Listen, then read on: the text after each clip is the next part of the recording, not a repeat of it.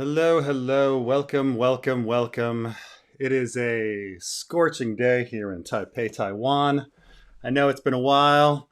Had to go to America for a wedding, but we are back. And since I've been gone, I understand that there was a Twitter debate between, I believe, Alt Shift X and Trey the Explainer. I think they were debating whether or not Rhaegar and Lyanna are creepy, or whether or not that uh, infantilizes Lyanna and takes away her agency as a character. And the my feelings on the whole thing are, um, they're both right, they're both wrong. They George is trying to have us have this debate. So, first of all, I talked about this with Carmine offline, and Carmine's point, and I've heard this point a lot, was, well, you have to remember that like the morality within story is, and that people in this time in the Middle Ages, like they got married younger, and it was, and so looking at these age disparities, or like the young age of Lyanna, is not necessarily fair because we're judging it at modern standards versus old standards. Um, and that's an interesting point. We think about these things all the time. For instance, if you have a racist granddad, you have to understand that, like, oh, he was raised at a different time. Thomas Jefferson had slaves. Everybody had slaves, but Thomas Jefferson was fucking a 16-year-old slave. Like, how much are you able to take in the environment into consideration when considering morality? Um, and it's an interesting point because, logically speaking, it does not make logical sense to take in the time period when we talk about morality, because morality, if that were the case, then all things are moral all the time because at the time it seemed fine to do it. Like in the environment of Nazi Germany, it was fine to Holocaust. Therefore the Holocaust was fine. And if you were a Nazi within the Nazi party, like participating, you were acquitted because everybody else was doing it. And that's, so logically speaking, that like doesn't hold. Like morality has to be considered different. But at the same time, the logically speaking, day to day, we do tend to think about the environment which somebody was raised in and whether or not that was okay at the time. If you found out that one of your ancestors married their cousin, you probably wouldn't think too much of it. You wouldn't be like, what a creepster. You'd understand that they lived like 300 years ago. However, that all misses the point that the characters in story like ask these questions. And the main obvious thing that George R. R. Martin was thinking about this is the appearance of Elia Sand. And Elia Sand being a absolutely clear like stand-in for Lyanna, like being this like horse rider jouster girl that makes out with feathers, and Arion clearly says to her, like, you're a girl and she's a man. And Elia, it's not that Elia's not an adult acting kind of character, but there's something kind of like creepy. Like the characters in story know it's too young. Ned thought Sansa was too young to be married, and all sorts of things like this. Um, and so, despite it being the law, despite arranged marriages happening, we all kind of understand, like the characters in story know that these people are young. That like the law is one thing, and the characters are like still know that the law is off. Like the characters in story know that the law is off. Um, Ned thinks Jon is way too young to like join the Night's Watch, and he is way too young to join the Night's Watch. And I understand that we're in Jon's head, and he becomes Lord Commander, and you're like, oh, I can't imagine that this kid is 16 years old doing all this. Well, he sucks at his job. Like, Jon sucks because he's a fucking kid, and he gets himself stabbed because he's really bad at his job. Same with Dany. Dany's really bad at her job. And if like, you know, like you look at what she does, yeah, it's rash and ridiculous, and she falls for Dario Naharis and stuff like this. Yeah, because she's 16. She's an idiot, right? So like, it's not that George doesn't understand this. So that the law is one thing, and you know, the characters are another. So yes, like Lyanna is absolutely supposed to be considered too young, and we're supposed to realize this, and we're supposed to have this debate. Now, this doesn't mean that like Lyanna is not a character who has like agency, who goes off and perhaps could even be manipulating Rhaegar. However, like of course we're supposed to think this is creepy. Like of course. And this is weird because I want to talk about Romeo and Juliet a little bit, because when I first came into the fandom, all the fandom talked about was R plus L equals J. Like it was like half the discussions on the boards. It was just about like this romance, this fairy tale romance, and then producing the perfect prophecy baby that was gonna like save the world, and love conquers all and stuff like this. And I freaking hate it. It's one of the reasons like I created this channel and things like this, because I couldn't get anything else like anyone to talk about anything else except for R plus L equals J, which I never liked as a concept. I thought it was dumb. But everyone was portraying this as a Romeo and Juliet kind of story. But Romeo and Juliet is also misinterpreted by most of society. Like when we say Romeo and Juliet, we think it's synonymous with romance, but that's not what Shakespeare is saying in the story. Like Shakespeare is now in case you don't know, Romeo and Juliet is 13 years old and Romeo is like 17. And there's definitely an age disparity thing there. And the plot of the story is violent delights, bring violent ends. And this is the line from Westworld, these violent delights bring violent ends.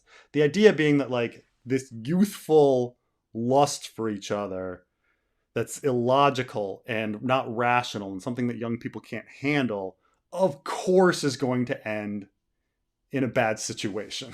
like kids can't handle this stuff. And now I remember in school the issue of her being 13 coming up, and it was kind of waved off like, well, you got to understand at the time people were married young. But that was also not fucking true. Like having reread Romeo and Juliet, Juliet's dad specifically says that Juliet's too young to get married and doesn't think she's immature enough. And so even though he was married that young. So like the characters in story think Juliet's too young for all of this. And yet it's somehow all passed off. So again, like the characters in Ice and Fire all know Lyanna's too young. The characters in Romeo and Juliet all know that Juliet's too young. We're supposed to be having these conversations. And keep in mind, and this is a very, very important thing.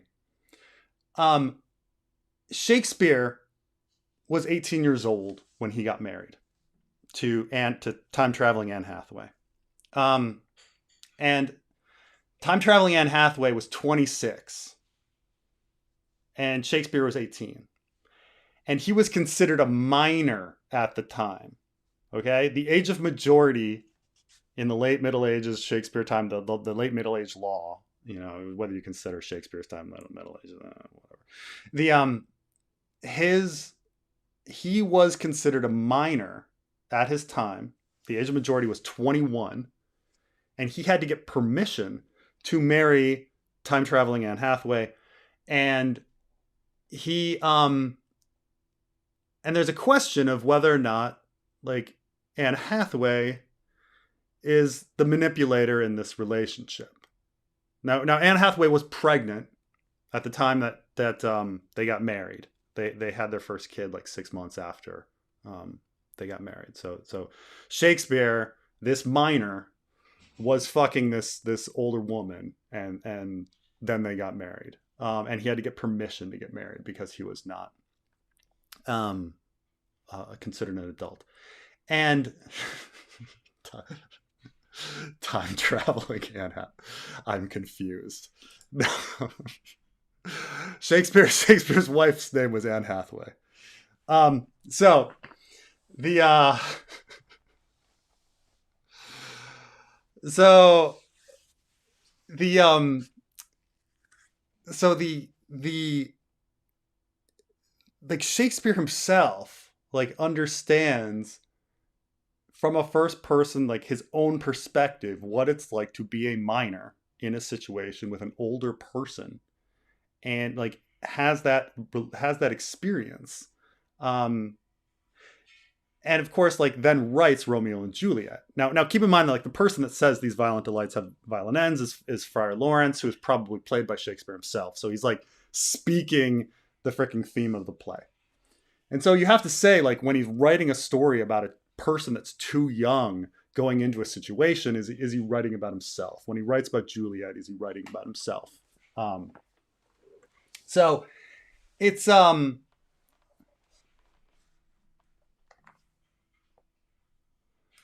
he was a married man. He had to get permission from his parents to get married to to Anne Hathaway. Uh, um, and of course, with all of this, George R. R. Martin is asking, because the thing that George R. R. Martin uh, is all stuck up on is war, right? And we send 18-year-olds off to war, and we kind of say, oh, you know, they're adults, they're 18. And of course, in the time of Shakespeare, an adult was 21. And so, like, but we kind of know that, like, kids at 18 are not really adults. They're legally adults, but we're still setting them off to, like, to get killed. Because it's not like a switch goes off and you're an adult.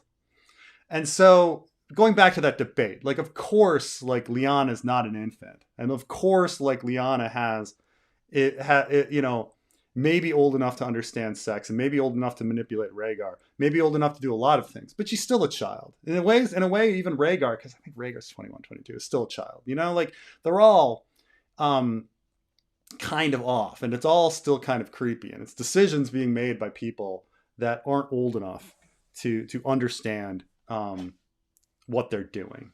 And there's all sources of power imbalances. But coming back to and getting back to Romeo and Juliet and Shakespeare, and we'll get into some tinfoil here. The person that speaks these violent delights have violent ends, it's Friar Lawrence, who's probably played by Shakespeare. He's blaming all of the events, the lamentable tragedy of Romeo and Juliet, that's the full title of the story, on their youth. Now, if you read the story, Friar Lawrence is the biggest freaking dick in the whole thing. He is the one that actually, like, marries them and, like, helps spirit Juliet away, and actually, like, comes up with the sleeping draft. And then the whole thing goes awry, and he's like, ugh, these young kids. It's like, what the fuck were you this was all you. This was all you, dude. Like, you are the manipulator. It wasn't like kids. It was you. And that's definitely a way to, like, interpret Romeo and Juliet, that it has nothing to do with this tragedy between Romeo and Juliet. It's Friar Lawrence, like, pulling the strings and being a mastermind, like, you know, Ford planned it all, Friar Lawrence planned it all kind of, like, character. And so in a way as well, when you go back and you say, okay, how creepy is Rhaegar and Lyanna? Yes, like, if Rhaegar had full faculty over, like, everything he was doing, I would say this guy is a complete abuser of Lyanna. However, he's probably getting, like, you know, dreams and prophecies and stuff like that, so he's kind of insane as well. So I'm going to kind of say that, like, taking it a little back, like, Rhaegar doesn't have full agency because there's these manipulating puppet masters people in the story. Now, if it were just nakedly Rhaegar and Lyanna and there were no puppet masters, yeah, no, he's a creepster. But there's also these, like, puppet masters. And so, like, you can even take Romeo and Juliet and say, like, oh, is Romeo a creepster? You know, the 17-year-old kid that's, like, doing all this stuff with a 13-year-old. Well, he's kind of getting manipulated by Friar Lawrence. So, like, it's there's all these things to think about. Now, the whole point at the end of the day is, you know, in the discussion between Alt Shift X and Trey the Explainer, that we're supposed to be having these debates. We're supposed to be having these conversations. No one is saying it's okay. And no one's saying, you know, that it's completely 100% like this like predatory situation where like Lyanna is this like innocent infant. You know, we're supposed to be having these debates about what is an adult and how, and when we have these debates about what is an adult, it leads us to like, should we be sending children off to war? Because in the end, like with Friar Lawrence, with like whatever Bloodraven and a tree or time traveling Bran, it's other puppet masters that are really like, we're sitting here debating these little things, and it's really like the intents and like serving the needs of these puppet masters and stuff like that. How old is Dany? She was 13 at the beginning of the story. She gets married when she's 14. Yeah, she's Friar Lawrence. Anyway, that's what I'm saying is the debate was supposed to happen. We're supposed to be having these debates. George R. R. Martin, of course, knows this is creepy stuff. That's why he puts it in. It's racy. We're supposed to be wondering, like, you know, but it's certainly not the romance of R plus A equals J producing Prophecy Baby. Like, you know, so. Lyanna was 16, which is legally an adult in Westeros. We cannot judge medieval society but modern morality. But we can. I mean, the whole thing is we're supposed to be judging. But like I say, like in story, I talked about this a bit, but in story, like people think it's weird that people are married to this young. Like in story, people understand this.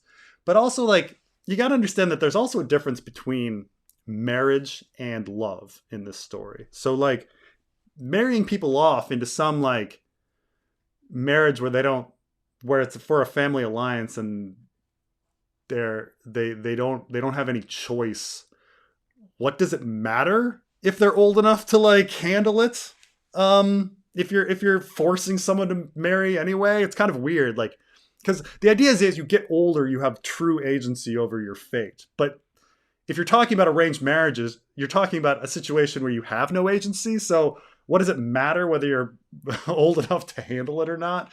I guess it's the same for like sending children off to war. Like, I mean, you're gonna send somebody off to war to die. What does it matter if they're like, if you have full agency? And these are questions I think we're supposed to ask. Like, but we are supposed to judge them. We're absolutely supposed to judge them, because Ice and Fire is nothing more than a parable for modern society. Like, you're not supposed to be sitting there going, oh well, it's the Middle Ages, it's okay. No.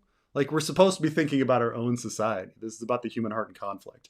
We're not like, you know, we're not just talking about like some other event. Like, you know, we're not talking about, you know, ants and their colonies and how their social orders are different and divorced of that morality. We're supposed to be talking about our own morality and our own society and seeing a mirror to it in this story. That's the whole function of literature.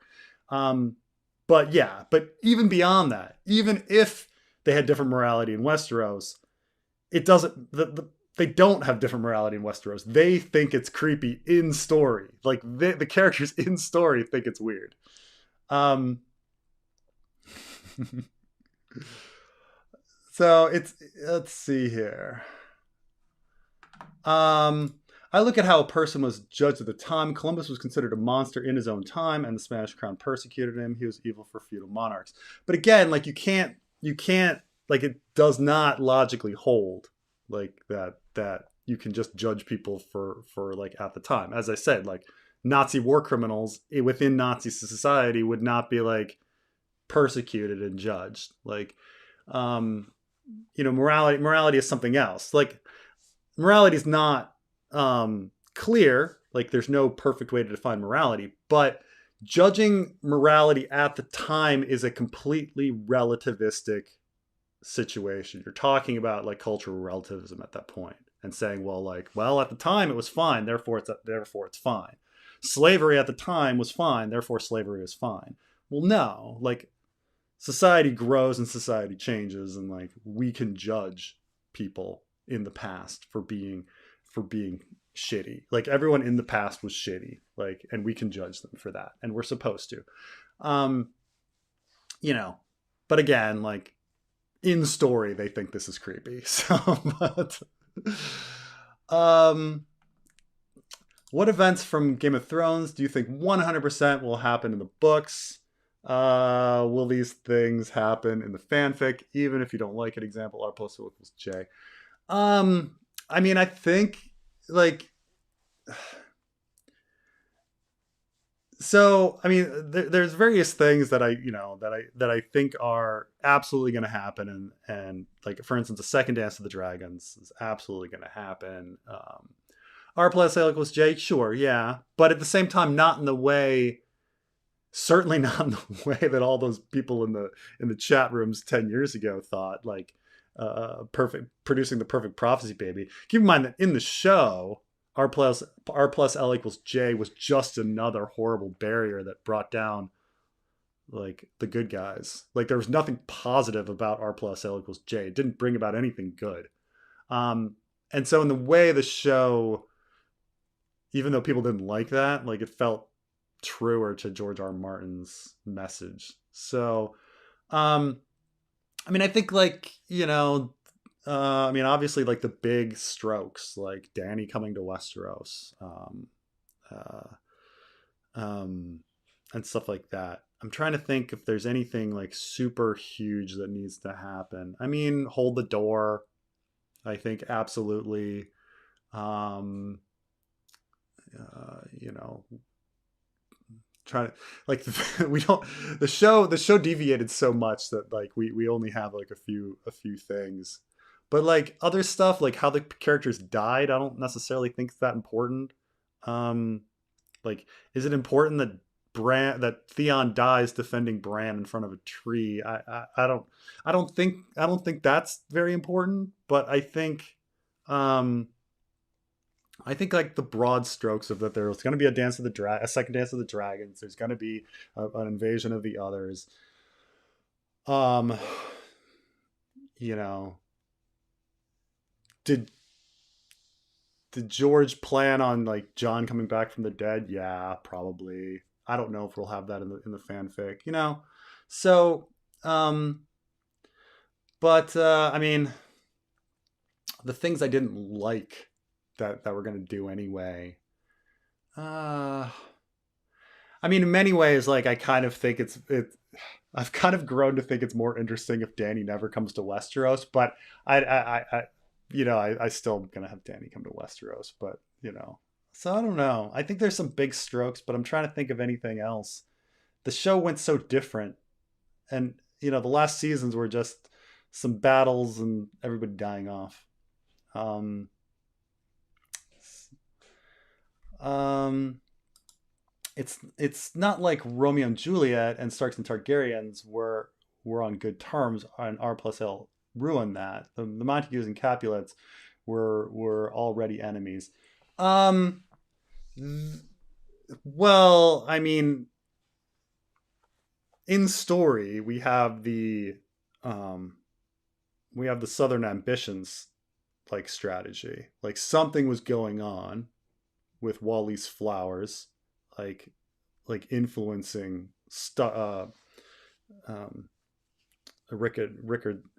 Rickard Stark, and so we know, and so these marriages were being made. Like for thousands of years, you didn't have these big cross kingdom marriages, and then all of a sudden, all at once, you've got Ned being fostered with Robert in the Vale, with Jon Arryn, and Robert being betrothed to Lyanna, and Brandon being betrothed to Kat.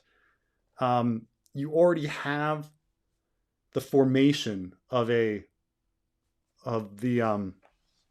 Stark Baratheon Tully Arryn alliance. Not to mention at the same time you have like the Dornish like shopping around, talking to the Hightowers, talking to the Lannisters. The Lannisters thinking about marrying Jaime to Lysa, and a lot of wheeling and dealing. So no, they weren't really on good terms. There was something brewing. Maybe not in the same sort of like Hatfield and McCoy, like Romeo, like Montague and Capulet situation, but there's definitely that kind of, there's definitely a sour situation going on um, in the kingdom. There's definitely something going on. Uh, so yeah, like R plus L, there was definitely a political element to it, and we're not clear what the political element was. But I think at this point, it's pretty clear that the Harrenhal tourney was an original cover for Rhaegar trying to call another small council to usurp his father, and then his father stopping it by saying, "You know what? I'll just attend, motherfucker," and he attends. And there was a lot of like wheeling and dealing going on. And so to say that like there, of course there's a political aspect to it all. In fact, like if you're going with the Friar Lawrence planned it all situation, like Friar Lawrence like orchestrated this whole situation. Like he was sick of like the families warring, so he would come up with a mechanism to bring them together in the end. So no, they're very much similar. It's hard to believe that like one wouldn't think about the Romeo and Juliet situation when we're having the tragedy of Rhaegar and Lyanna. Like it seems like a very clear, obvious parallel.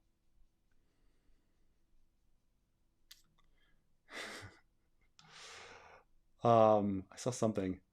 Preston's writing the next 50 Shades. It's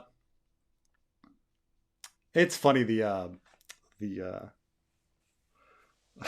God, the Victarion chapter was so hard. I'll talk about that this week. But yeah, like I do respect the woman that wrote 50 Shades though, considering that it was just her writing Twilight fanfic, and then she like turns it around into like this huge bestseller book. I like, as much as like it's ridiculous, the whole thing, I kind of respect it. Like she took something very silly and made it into something like that. I'm not saying it's great writing, and I'm not saying those movies were fantastic. I only saw the first one, but like I still think it's like pretty cool that she took something that was fun, just some fun fanfic, and then turned it into something like really big, like a big spectacular like movie franchise, like book and movie franchise. So I do kind of, I respect the woman a lot.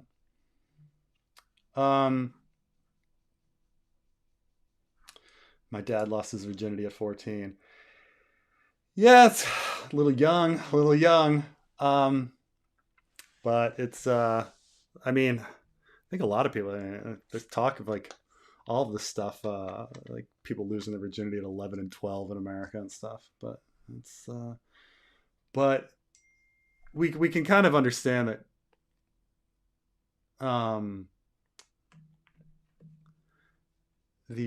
we can kind of understand that even if that happens, there's something like off about it, that human beings aren't really ready, even if like even if a law or a TV show or whatever says that you're supposed to be doing this kind of stuff, you kind of understand that like you're not really mentally ready to handle it.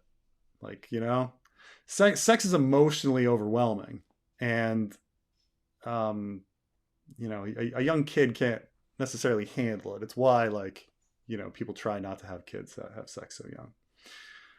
Because do you think Bloodraven was sending Rhaegar dreams about Lyanna and vice versa? I do, or at least the children or somebody. I do think that something was going on. I mean, the dragon dreams. Well, we don't know for sure if Rhaegar was receiving like dragon dreams, but we do know that prior to Rhaegar, Targaryens were, and we know that like there was talk of prophecy among Duncan Egg in Duncan Egg's time, and that his relatives were receiving weird visions. Aerion Brightflame was receiving it. Daron was Daron the Drunkard was receiving stuff. So we kind of know that like they were at the time, like prior to Rhaegar, receiving weird dreams.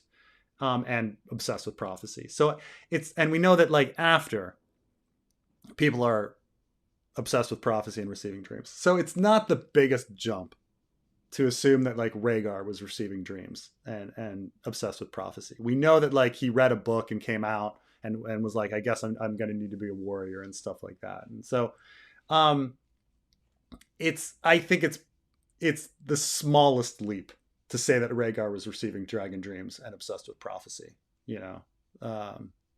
And so now Lyanna, I don't know about Lyanna.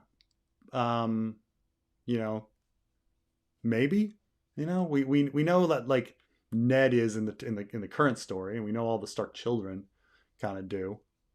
I mean, you know, so we know that every Stark child receives dreams. So did Lyanna?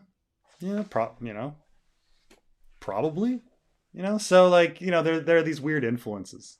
So, I mean, you can just throw a rock in a character as receiving dreams in the story. And so, you know, we have to say, like, if you're receiving a dream, do you think these dreams are just happen spontaneously and don't mean anything, like in many pieces of fiction?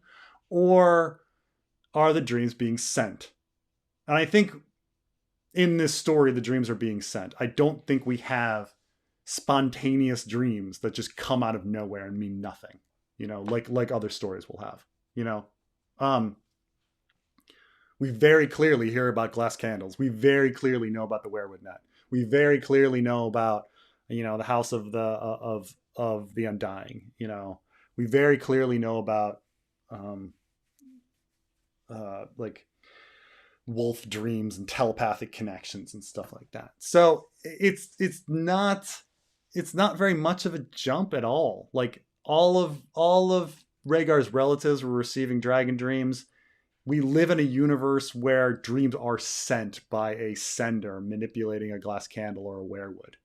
So I think it's and Rhaegar does a bunch of weird, crazy crap and talks like he's getting dragon dreams. So yeah, I'd say it's pretty I'd say yeah, definitely.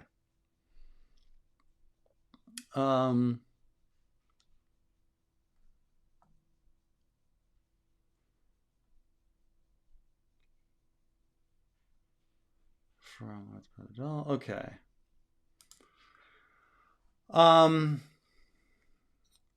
It's Brendan's body, but taken over by the children of the forest to use the green seer power.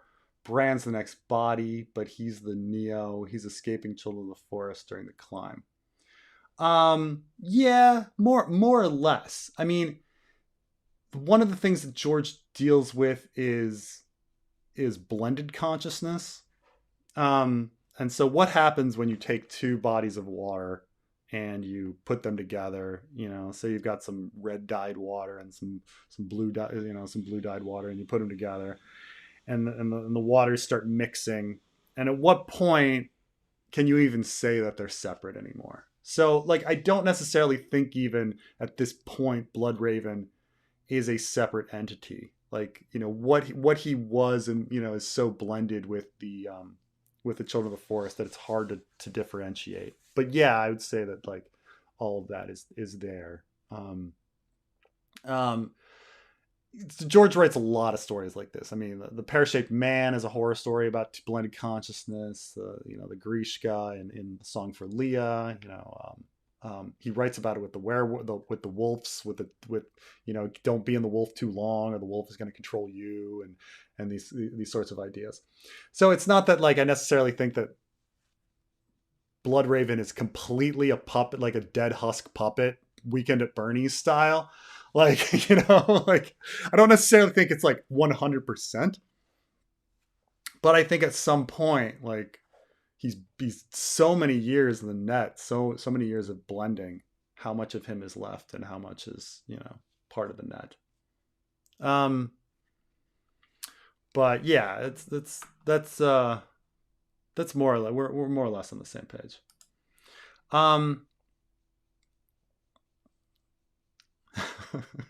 A week or two ago, you talked about the words "wow" and "really" as a form of getting people to like you. Can you elaborate more? Oh, I thought I went in a lot there, but in general, think people connect with you when they tell their story to you. I think a lot of us think that like if we present ourselves, you know, then that somebody's going to like us. Let's get as much as me out on the table so that you can examine me and then judge me and see if you like me. But there's a psychological aspect to, I feel like I have connected to somebody by releasing to them and letting them know. Plus, people are more entertained when they're talking; they're not bored. So, I think it's more about that. I mean, Wowin really is just calm down, stop talking so much, ask questions. You know, because be interested in what they're saying, ask follow-up questions, like, you know, analyze what, and not just like regular stuff like, hey, that's so excited, what are you excited about doing next? Like, no, like, listen to what they say, analyze it, be engaged, have some sort of insight about them. People like talking about them, you know. And so that's what people really like if you're having a conversation with somebody. It's just you know, but it can't be all. Keep in mind, do not do you not talking at all. You do have to like offer at least like, you know, 1/3, you know. But if you do a 2/3, 1/3 combination of a conversation where you tell a little bit about yourself, but you let them talk mostly about themselves, you know, that's the best way to really to get people to know you and like you and open up. Because that's in the end, like, most people need a therapist, you know. So like being a therapist for a second is a great way to connect with people, you know, asking them about their lives and you know, just, but try to be positive too. But that's about all there is to it. The wow and the really is just the simple Cliff Notes version of it. But it's just, let other people talk, ask them about their lives, analyze their lives, get to know someone else. Don't be so concerned with getting yourself out, because people will think that you just want to talk about you and that you won't shut up and stuff like that. Which is, you know, more or less my problem in life, you know. Do you think the last hero searching for the children of the forest with the 12 companions and a dog is something that's going to parallel? We just got nonsense in the show, John getting to fetch Bran. I do think that it was some sort of like gardener thing that George put in. That I don't like, you know, 12 companions and a dog, like the dog being the hound and the 12 companions being like 12 other characters or something. Like, I do think it was something like that. And then he's like, maybe in some final battle, I'll have like 12 main characters and the hound, and it'll be like some great battle at the end. I think it'll be something like that. You know, the idea, like, whether it actually happened in the past or whether it's like somebody, you know, and time is looping, or if it's some sort of plan, you know, to get in people's heads or whatever, or you know, or but I do think that it was something to do with the final battle, that the final battle will be like 12 companions and the hound or something like that. I do think that. But yeah, we never got anything like that in the show.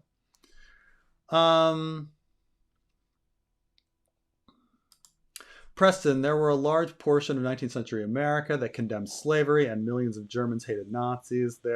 Therefore, they were wrong by their day's standards. I am a cultural relativist. Okay. So here's the thing. Cultural relativism is illogical. Like, if you're saying like I'm not sure what you're saying about culture, like morality. Like, is morality democracy? Like, if you take 100 people and you quiz them about like what's right, and 51% say one thing and 49 say another, then it's suddenly right. but so like that's what I'm saying. Like, would you really like agree to that situation? But then there's like cultural relativism, which is like everything's okay just from a certain perspective. Well, then there can never be a growth. There can never be growth in morality because everything is okay at all times. People talk about this all the time. It's like, oh, I'm a cultural relativist. You know, you can't go to like um, you can't go to the Middle East and say that like child marriage is wrong. You can't go to Yemen and say child marriage is wrong because, you know, that's not your culture. In their culture, it's fine. So who are you to judge? You know, or you could step back and be like, no, that's freaking wrong. You know, um, not like, you know, and where do you draw these lines and at what time and who gets a vote? Like, take Egypt. You know, I meant, you know, FGM, female genital mutilation. Like 90% of women in Egypt are subject to FGM, right? That's a lot. That's a majority. You know, do I say that like it's somehow morally okay because like they're doing it? Like, no, you know, I would not. That's not how I define morality. Um, so like bringing up like the Germans and like 19th century America, you're playing with your lines in order to try. You're drawing your lines weird to play with stuff. Okay, Hitler was elected democratically. Okay, and if you ask the random German on the street, do you think that the random German on the street, the median German would probably be like, yeah, no, I support my country. I support my country, whatever it does. And yeah, I never really liked those Jews, you know, and they would have been fine with it. Um, and so you can't just say that like, oh, there were some Germans who hated Nazis. Like, no, like the majority of Germans were going to be on board. Like, you know, they were on board. So, and even if they weren't, we can hypothetically come up with a situation where you could say that like, what if a majority were? Would it be okay? No, like it's not. Like cultural relativism is completely bankrupt logically as an idea. Like, you know, it's there. There's no, you can never have any growth because everything is okay at all times. Um, you know, keep in mind, like the Romans were kind of cultural relativists, but not really. Like, but they were always pushed to a point. So like the Romans would go around and be like, look, guys, you can have whatever culture you want as long as you pay your taxes to Rome. Except, can you get rid of the human sacrifice? Like there was always like a point. There's always a point where you can push a culture relativist. You know, you can be like, oh, you think all cultures are equal? What about, and then you bring up a horrible practice, and then you go, oh, and then there's a back off. Oh, no, no, no, no, no, no, no. Because in the end, cultural relativism is wrong. Like you can never have a situation where like everything is okay, like always. Like you know, like at some point you're gonna bring somebody to the breaking point and go, no, no, no, no, okay, except for that, you know. And there's a million situations like this, you know. So no, it's just there's just no logic. I would love to see the logic to it because you know I understand that a lot of people in this like hippie like for tolerance kind of like surface way kind of say like cultural relativism is the way, but it's really not. Like you can't, like I understand that there's like certain things like going to culture that are fairly irrelevant. So you're like, well, you know, if they want to wear hijabs in Saudi Arabia, I guess they can wear hijabs in Saudi Arabia. And you kind of like let those ones go.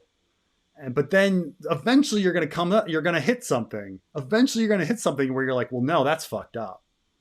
You know? Oh, they're stoning people to death? Oh, never mind. You know? Like it's like eventually you're going to hit something. Yeah, there can never be any relativism to it. Because then what is morality at that point?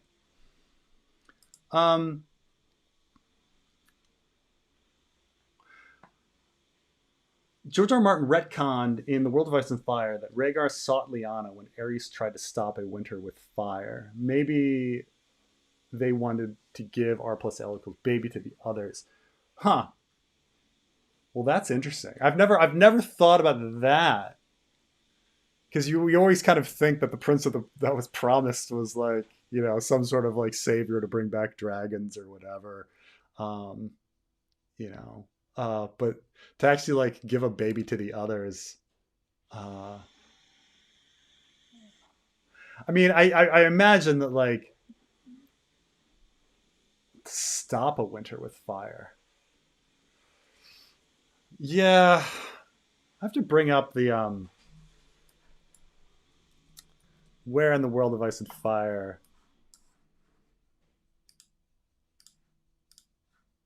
is that line in there? Winter with fire.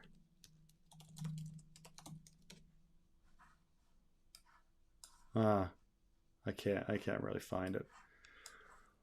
I mean, it's a fascinating idea. It's something I've never thought about, that they would be taking their baby to the others to try to keep the agreement going, um, like in a Night's King sort of way. Because it's always like you always think it's the other way, that he's like trying to hatch dragons or something in order to stop the others, in that respect. Huh?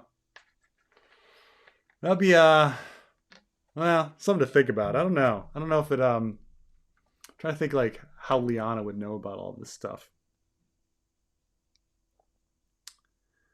Um, if we use the morality of the time, Rhaegar still raped Lyanna because he stole her from her family and Robert. It's only morally good in an imaginary middle ground. So Dan, and you bring up a very good point. Um, and what I find when people judge Rhaegar and Lyanna and other situations is they're very selective about what is moral and what is not. So they'll say like, oh, well, at the time, it's completely okay because um, because women were considered old at 15 or 16, and because he's Targaryen, it's okay that he's polygamous and stuff like this. And then you're like, right, but he's violating like betrothed marriages. Like the morality of betrothed marriages is extremely, extremely important. Like Robert is betrothed to Lyanna, and that's insanely important. And you do not break that kind of stuff. Like we saw this, in the story. Like you can't break a betrothal without like explicit like permission from the High Septon. You know, the Pope, the guy who's establishing morality. So like you're right that Rhaegar is acting in a completely immoral fashion. You know, he is also like, I mean, he's not a lord and things like that. He can't like who is brokering this marriage contract? Like marriages are contracts, like it. They're always picking like one selective thing and judging it by the time at the time, and then not, but then judging something else. Like for instance, adultery in modern society, we kind of like don't think adultery is necessarily as bad as people thought adultery was 200 years ago, right? Like now people are like, well, if you're unhappy in your relationship, I guess adultery is an option. Or if you're being abused by your significant other, adultery is an option. Like, if your significant other is like cold and distant, I guess adultery is an option. Like watch any Lifetime movie, right? Any Lifetime movie, the plot is my husband works too much, therefore adultery is an option, right? So so like we're judging like adultery on a modern morality standard and saying it's okay, and then going back in time and saying, well, adultery is fine. Like Jon Snow had sex outside of marriage, and he violated his Night's Watch vow. Okay, both of those are horrible in universe, right? In universe, those are big no-nos. And yet, but by modern standards, we'd be like, well, it's who cares? Extramarital sex. Who cares? Like a stupid vow to like a stupid like military order. Like who cares? Like so we judge John by modern moral standards, but like when it comes to somebody else, we all of a sudden choose to switch to moral standards of the time. This is all a very good point, that like how people will manipulate morality to get around things, to draw lines. And this is the other, like earlier um when Joel was like trying to justify these certain situations, it's the same sort of thing. He is choosing the standards. He is drawing the lines and trying to come up with ways to determine what morality is and what morality isn't, which is how most of us do it. We choose our moral codes. Very existentialist, you know. Society isn't doing it. Like, society isn't choosing the morals, you know. What's right and wrong isn't being determined by society. What's right and wrong is being determined by the individual. And so this is the thing about morality is once you start examining it, it always comes down to the individual. Even these people that are like, no, I follow the Bible. Well, you personally choose which things in the Bible to follow. So the morality really comes down to you. You know, in the end, everything is Jaime, right? Everything comes down to Jaime. Like, you can sit there and make vows, I'm going to follow Aerys, but then eventually, like, something comes up and you hit that wall and you're like, well, no, I have to choose what's morally right and wrong. You know, nobody else can tell me. Meereen's small council meeting seems like they'll be fun to write. Barristan Tyrion, Vic Marwyn. That's a lot of extreme clashing personalities. Yes. Now there definitely will be a Meereen small council meeting. I don't want to give away too much because, like, for instance, that list there, all of those characters are not going to be there. In fact, you know, like, however, you know, some of those characters might, and which characters are going to be there is going to be really, really fun. Also, how I'm going to frame, like, what's going on in Meereen, because keep in mind that, like, all these characters, like Marwyn, are going towards Meereen, and then a lot of characters are going to be going away from Meereen. But also, we have to remember there's a character that you're not thinking about that is also heading towards Meereen, and that is Samwell. And so, like, there's going to be some interesting stuff there. I have some really great ideas on where Meereen is going. If I can get the Battle of Fire, like, sorted and done. But there's gonna be a really fantastic chapter that I may entitle The Dwarf.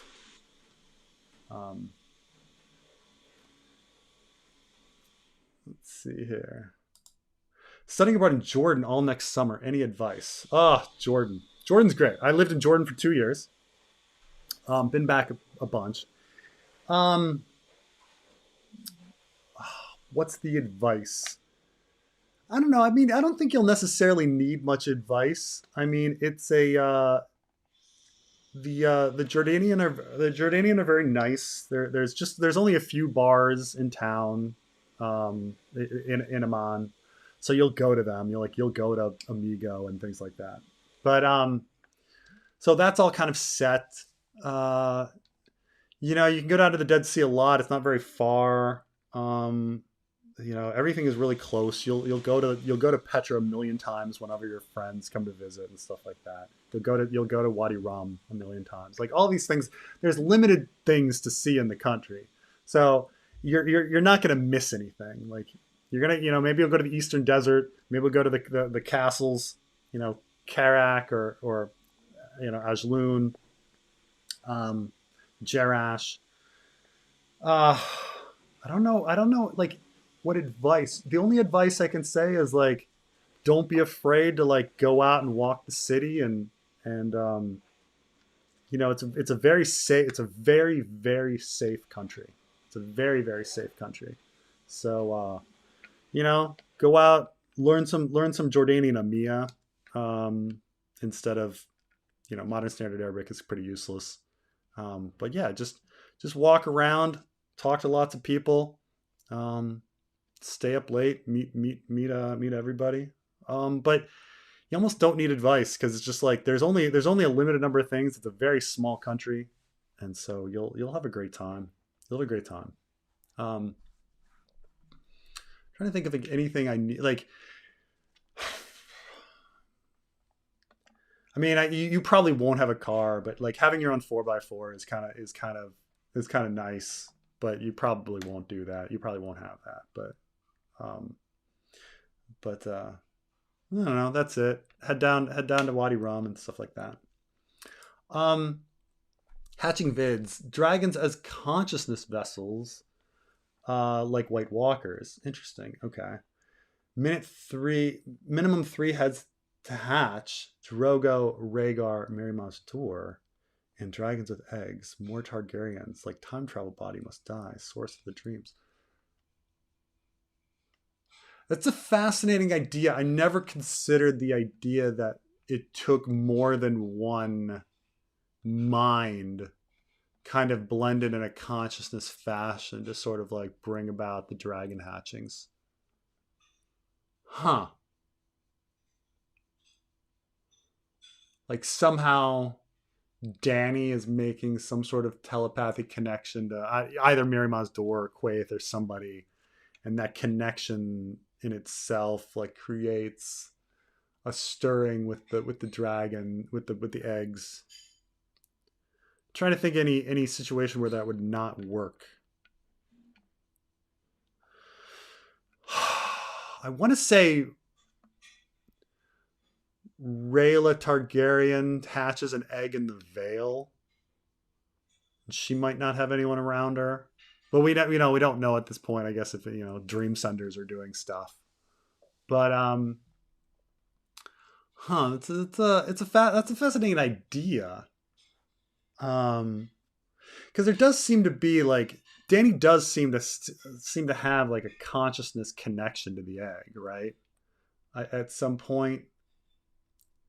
But I always thought it was like her bonding with whatever telepathic was inside the egg. But I never thought about it in like a collective, like net sense. Huh.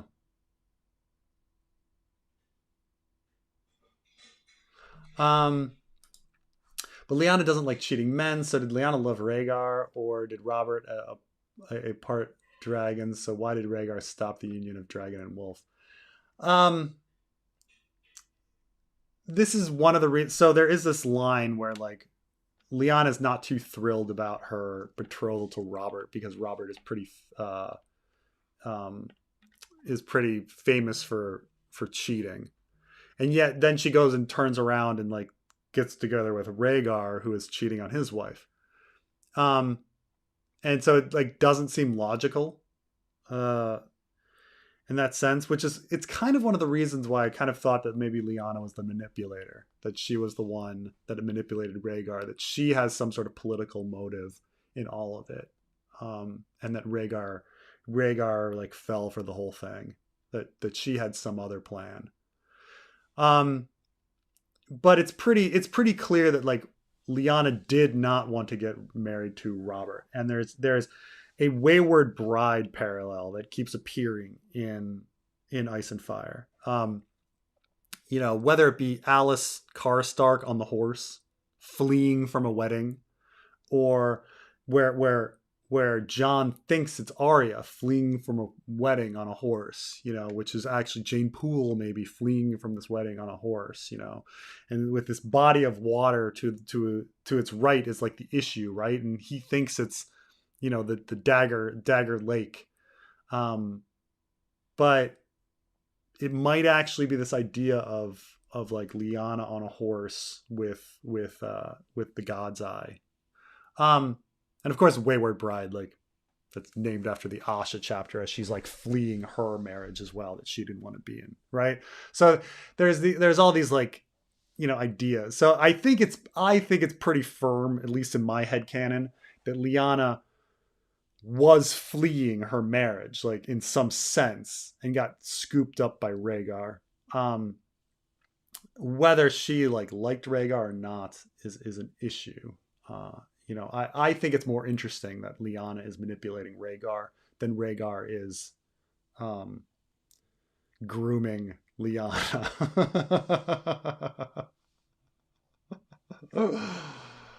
Attack on Titan ending, got season 8, LOL. Yeah, I haven't seen the ending of Attack on Titan. So everyone talks about Attack on Titan because the way I've been describing Ice and Fire, everybody's like, oh, it's kind of like Attack on Titan, which Attack on Titan, apparently, I'm going to probably explain this poorly because I haven't seen the whole thing. One of the characters connects with a Titan that is able to telepathically link with not just the memories of people that used to be the Titan's master, but future people.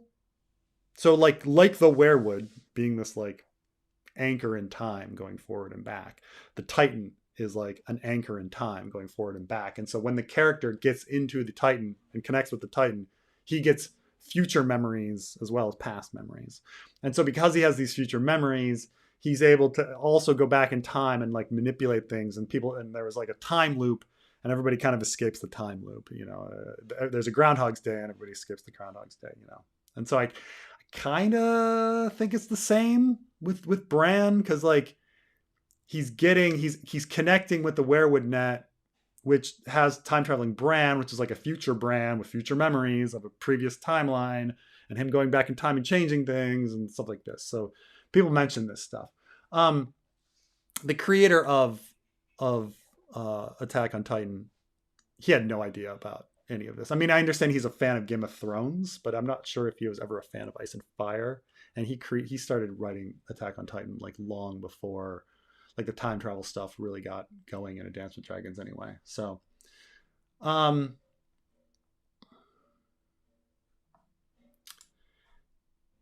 any plans to do a video discussion on Foundation? Season 2 opens strong, and Silos, surprisingly good first season. Really good book. I read Foundation a long time ago. And so it's been, I think I read Foundation in high school. So I would have to watch the show, and like, I wouldn't feel comfortable like seeing the show without rereading it, which would take some time. And if I remember, Asimov is not the greatest writer. He's an idea man, So some people disagree with me, but yeah. So so I don't know. It's a big time commitment for me, and I've got so many things on my plate right now.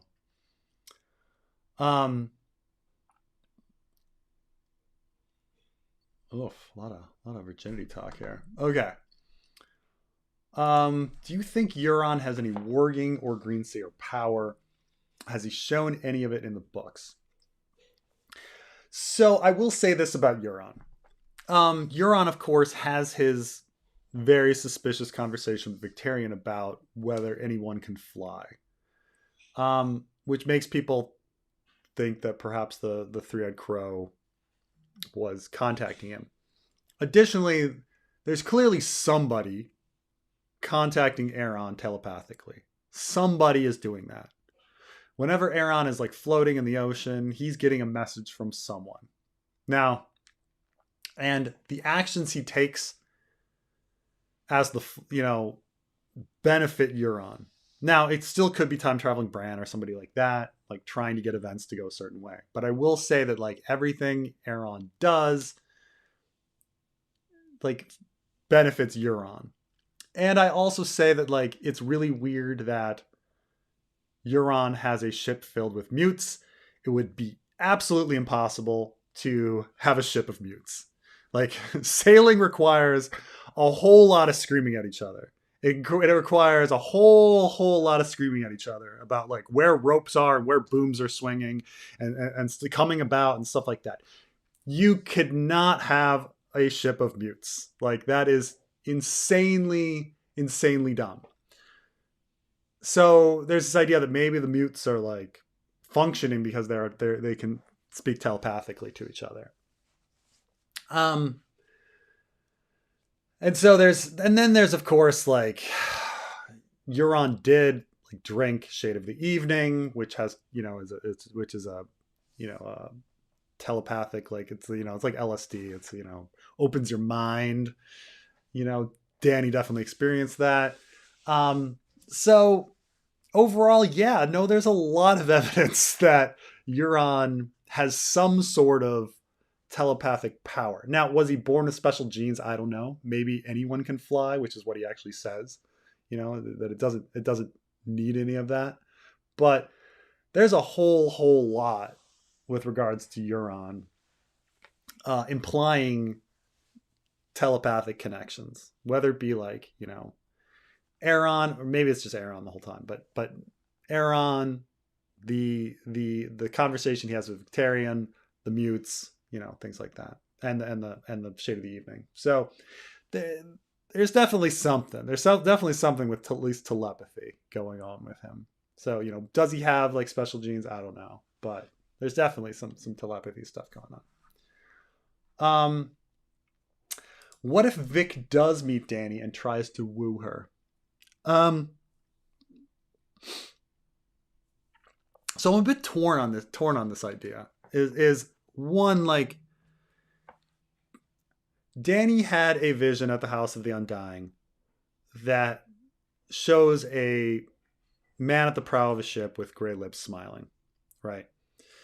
And originally George R. R. Martin's plan was to kill Vic. And he changed this and kept Victarion alive, and then had Victarion clearly fulfill the prophecy, in the Victarion sample chapter. So George R. R. Martin probably had, like, originally intended the vision to be Euron and then changed it to Victarion. As a warning to Dany of something that she might see in the future. That said, like, I don't know, like with Chekhov's bacon and stuff like that, that's where Victarion is picking up all the pigs on the Isle of Cedars. Like, you feel like the Chekhov's bacon is going to be used to somehow capture a dragon.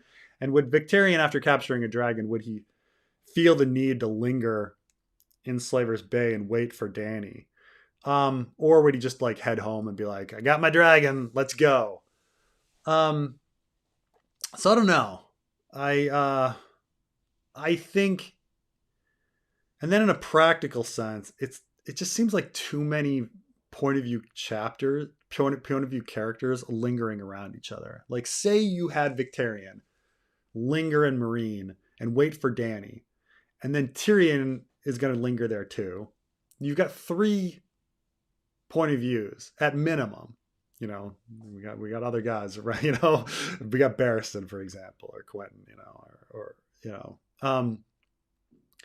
is that too many point of views in the same location, doing stuff? I'm trying to think if, like, I suppose in Game of Thrones, Ned, Arya, and Sansa were all in King's Landing at the same time. And you know, besides the beginning of the book where all the point of views are in Winterfell, but, like, you know, does it feel right to have 3 point of views all with Dany? I don't know. It's a point of the story where George is clearly, like, writing it as he goes along. Like, the change to have Victarion alive is a huge change on things. So it's hard to say. Now, Victarion's ability to woo Dany, Victarion has no ability to do that. He would have no ability to woo Dany. They would have nothing in common. I mean,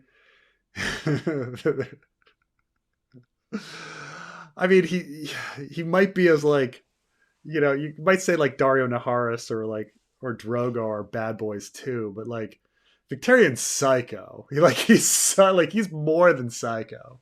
So I just don't see it. It would be a funny scene. It'd be a very funny scene. Like, the two of them trying to have a conversation, but, you know. Are Tyrion's dragon dreams sent? I believe all dreams are sent by someone. But yeah, I don't believe that, like, dreams just, like, happen in the story. So that, like, the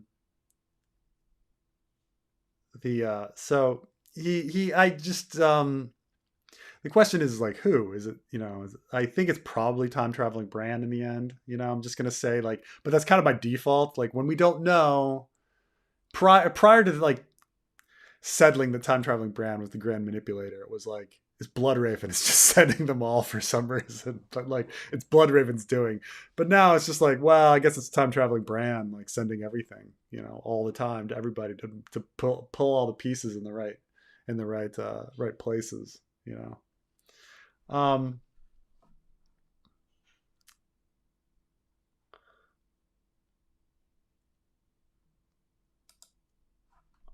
What's your favorite scene in The Wire? Mine was when Ziggy shot up the Greek and when Omar robbed Marlowe's card game. That's a random question. Let me think about there's so many scenes in The Wire that are um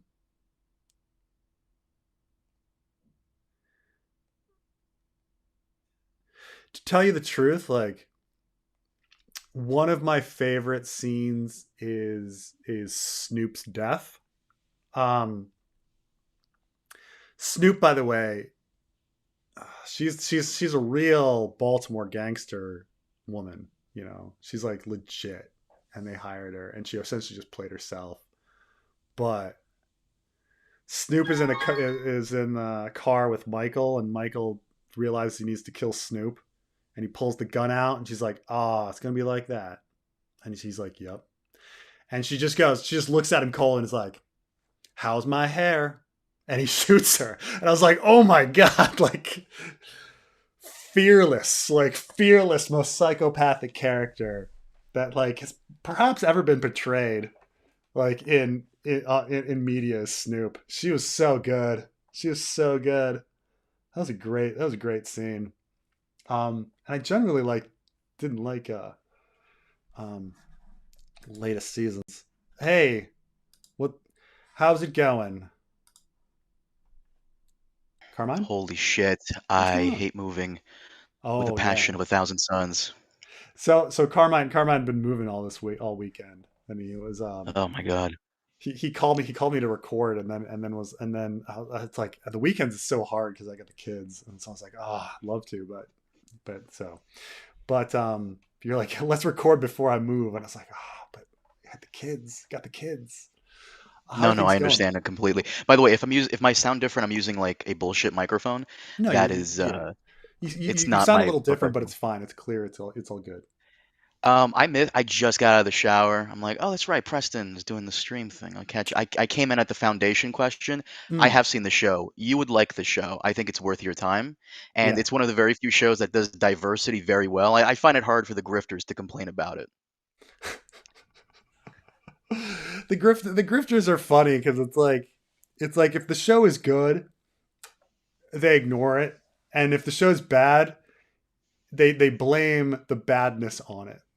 Like, Your boy Drinker, he loves Arcane from what I hear, and I'm watching Arcane right now, and it's like literally the most diverse show ever. Everyone's either mm. like Hispanic or black, or there's very little white people. But I'm not gonna be in here for too long because yeah, assuming you discussed the main topic.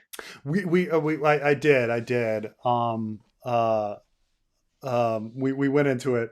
Well, yeah, I talked about it pretty ad nauseum.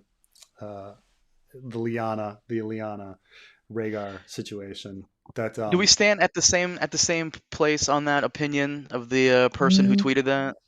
well, I was joking and saying that it was the grand Twitter debate between Trey the Explainer and Alt Shift X. Sounds about right. Yeah. Portray. No, you and I discussed the whole I didn't situation say I privately. didn't say who had whose position. Um, but but Sure. I but I, as I said, both positions were right and both positions were wrong.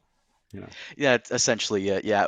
Do you mind if I add my 2 cents on that, or Sure, sure. two things? The first thing is obviously Preston's making a joke. It's neither Trey or Alt who said anything, but I will say I feel bad for the person, but at the same time I don't because it's a rookie mistake. Putting in a nuanced opinion like that on Twitter when Twitter affords you very few characters to put out like a nuanced response and idea. It's a rookie mistake for someone who's been doing YouTube for a couple of years. It really, it is. You have Of the course. I best mean, tactic. that's like Twitter's about post and ghost. That's right. That's the Rogan method. You post and you ghost. That's your method too. You don't give a fuck. What do Yeah, you What do yeah. you do? You. By the way, Preston says this, and he ripped on Star Wars theory unknowingly. Did you know that was Star Wars Theory that said that shit on the other day at Star Wars? That how What do he's you gonna mean? drop all the new. You said this guy's an idiot, and the guy you were referring to as an idiot was Star Wars Theory, a million Yeah, yeah. plus YouTube channel. Right, right, yeah. So you're out here posting that whole thing and then ghosting. It is. I get the brunt of it. Yo, Carmine, why you talking shit, dude? It was Preston. It wasn't me.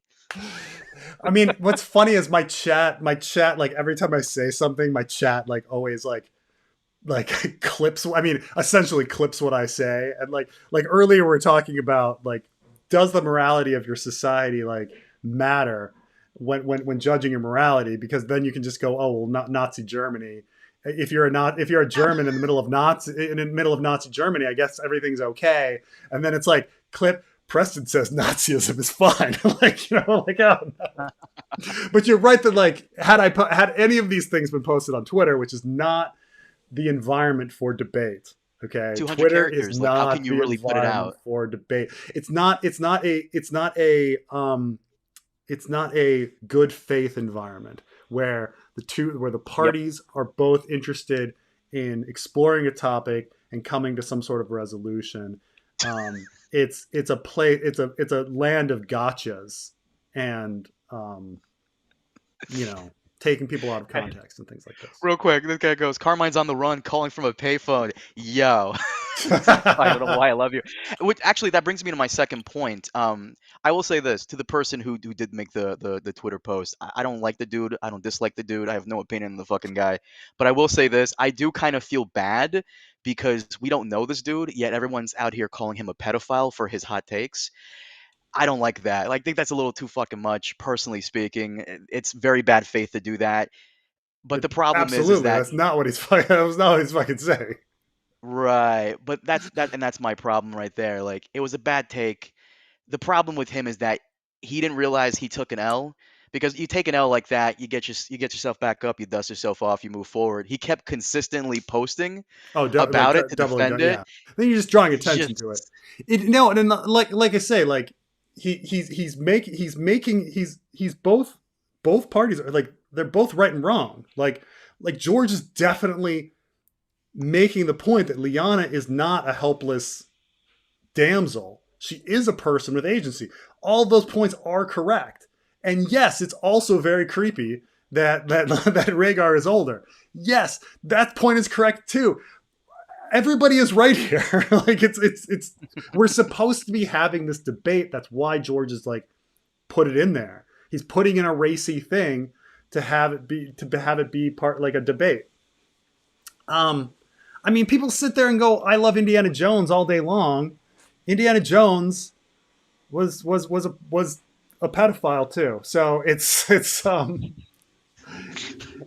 and his whole argument is when he's talking to Marion was, "You knew what you were doing," and she's like, "I was a child. You knew what you were doing." So yeah. It's that old timey mindset though of like children yearn for the mines. They know what they're doing. But yeah, like that. You're completely right. Like it was a bad take. It didn't help that he was very pretentious about it and defending it with such vigor. But you're right. You post and you ghost. That's really what it's about. And yeah, it was yeah, the point he was making was too nuanced for Twitter. too nuanced. Too nuanced for Twitter. It really was. It really was. And you should have just made you have a channel. Make a video about Make a it. Boom video. done. Make a video. Boom done. Yeah, be done. Yeah, it's true. That's true. That's yeah. No doubt. Take No cues doubt. from Preston Jacobs here. All of your controversial tinfoily ideas, you make a video. You don't give some asshole the opportunity to debate you on Twitter. Fuck them. It's true. When you get to control. This is kind of the funny thing. I mean, yeah. You're entering into a situation where you have a power imbalance. Like say take this situation, my stream. The power imbalance is totally towards me. I could fucking talk all day long and everybody else gets like a little, chat. Completely Right. unfair, right? Completely unfair. Hmm. Twitter, you're doing the reverse, right? You're putting out one little comment and then the world gets to say as much as it wants. And you're like, oh fuck. Like, Like you see it in the chat all the time. You'll put out some left wing opinion, and some righty would be like, "Oh, bro, just invite me on, debate me," and you're like, "Why? I've Why? got I've Slap in got their I've got the power. face?" I've got the power. I've got the power. By the way, how have Um, you been? By the way, it's been a minute. I'm sorry. I don't mean to interrupt you, Noggles, no master. But how have you been? By the way, I mean, good, good. Just busy. The trip was exhausting, but it was cool. It was fine. I So understand. Did you tell the audience about your celebrity moment? no, no, no, no. I don't Oh, want to bring that up. you know. Oh, okay. No, no, no. Don't worry about it. Don't worry about it. I gotcha.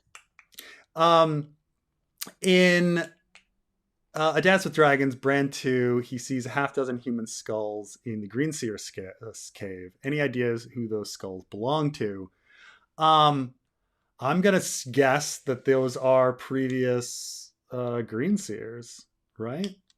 Or they could possibly be Raven's teeth, which is Bloodraven's like friends and things like that. Um, the In the fanfic, we're essentially having Cold Hands be one of um,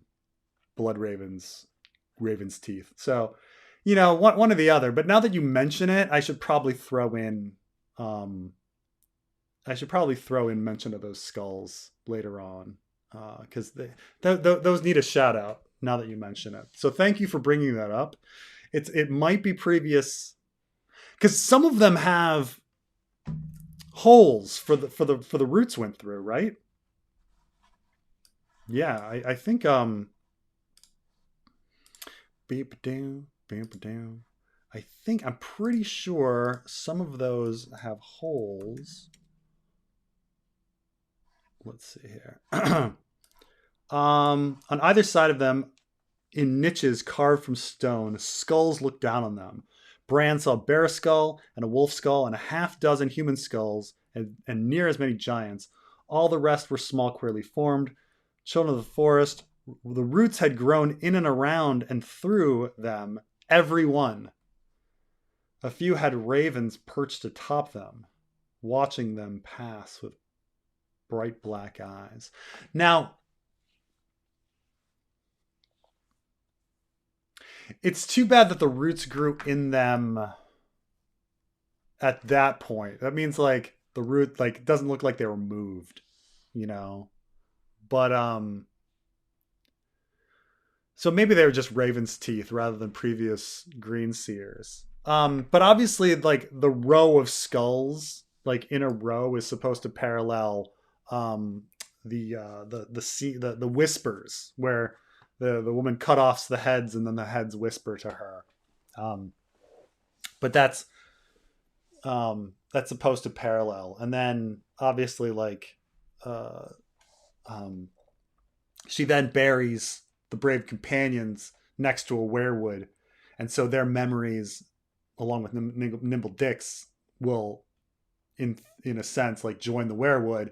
And then Brienne has a dream about the heads, like the brave companions whispering to her. So all these connections are being made. But um my guess right now on like the more mundane answer on who those skulls would be Raven's teeth. It would be more interesting if they were previous Green Seers, but then they were moved somehow, and then like they took them off roots and then put them in the alcove, and then new roots went through, or they put the roots back through, or something. It's odd that they're in the alcove rather than like organically like one skull here, another skull here, like on thrones or something. Um, so I'm gonna say that like, I mean, it'd be cool, who was murdered. If they were murdered a bunch of people and like shoved their bodies there to get their memories. Um, but yeah, that's how I'm gonna guess. Huh. I feel like that needs to be addressed in the fanfic though. Carmine, did you listen to Victarion? Not yet. I've been moving the entire time, but someone told me who's a big fan of yours, and she wants to meet you someday. I'm trying to make that happen.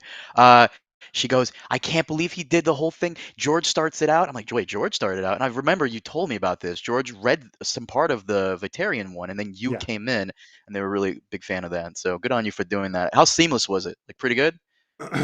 Some people, I mean, there are some compliments. They're like, oh, like, Preston reads it better than George. Like, there's a few of those nice compliments, but it's, it's still George's story. So it's weird. Like, I'll do a video on it, obviously, but it's strange when, like, we know from the fan report, you're like, okay. And then George stopped and he continued to, I'm sorry, on the chapter. And then George, like, proceeded to, like, detail a chapter about Victarion finger banging the dusky woman, and you're like, okay, now I've got to freaking write a chapter about like Victarion violently finger banging the dusky woman. Ugh, it was so much work. Like being the editors, like we were just like, this is so uncomfortable, but it's like that's what George had written, and so we kind of like had to do it. I mean, in a sense, it's like no holds barred, like we're gonna You do guys it. had to put some like grotesque shit in there. Wasn't there a part? Remind me. Wasn't there a part in the books where I think it was maybe Jamie comes into Harrenhal and he sees that was it Jamie? There was women who were like put on that what's that thing you put on for someone on punishment where they put their arms in their head and the thing. The stocks. Yeah, and then like weren't women like on those stocks, so the men could use them whenever. It Yeah, was yeah, in Harrenhal, right? You have to have some like grotesque in there every now and then, to really home in the brutality of the era and war and all that, and it's yeah, hell. So yeah. So it was but it was funny because a lot of people are like, "Oh, this was a bit much," and it's like it was George. Like it was George was the bit much. Because he essentially, like, you had, like, or somebody was like, oh, like the double entendre and like the Lord of the Rings references are a bit much, and you're like, well, that's George too. Like, because it's a bit essentially like it's a big scene of like Victarion masturbating with a horn and fingering the dusky woman, and you're like, oh god, guess we got to get this out of the way. Write this chapter. Um, Okay, what's my favorite episode of the Game of Thrones TV show? I actually talked about this in a Glytis video. Glytis asked me what my favorite episode was, and I think the best one is episode 10 of season 1, um, where I just think that the closing of that season and ending with Daenerys and her dragons, and the hatching is just was what came together in such a perfect way. And granted, it was built in because the book ends that way, and it was done quite well. But there was a few other things I mentioned that they were smart in bringing certain transition elements, like from a previous book, like John going north of the wall is brought earlier, and things like that, so that there can be a transition moment at season's end. It was done perfectly. Bravo to D&D. They created a really great episode of television, and I love episode 10 of season 1. What do you, all of Carmine? Do you remember the season name of that one? Fire and Blood was the name of the episode. All of season one was absolutely phenomenal, but I have to disagree with you, my love. The Oh best yeah. episode was episode 7 of season one.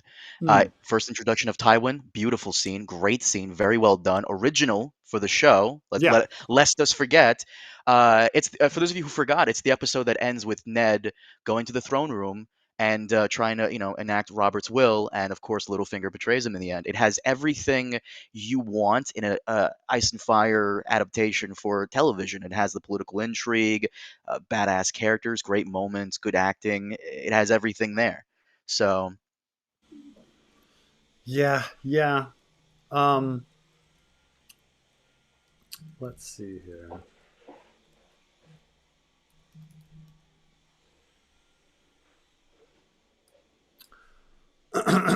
Okay. Let's see.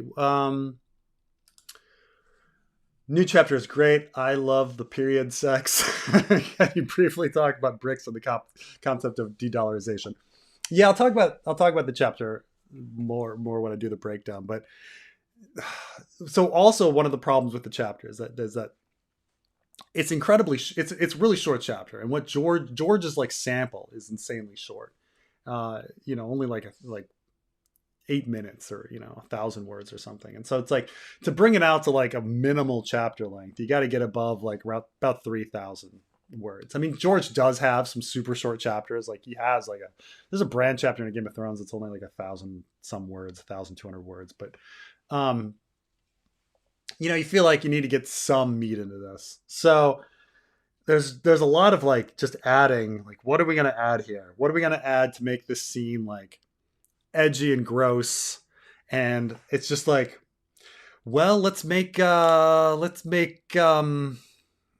mean, it could be that like Victarion has blood, but let's have the Dusky Woman like be on her period at the same time, and let's have like Victarion like think that's really awesome, like because it reminds him of battle. Like it's just like thinking of things that like to make Victarion completely screwed up. Like what crazy concept would going on in Victarion's mind to make us think that Victarion is just a screwed up individual. And so it just kind of went like on and on, like what would he think if he's sitting there like staring at the Dusky Woman's vagina? Oh, I know how he hates oral sex, and like let's go into that. Like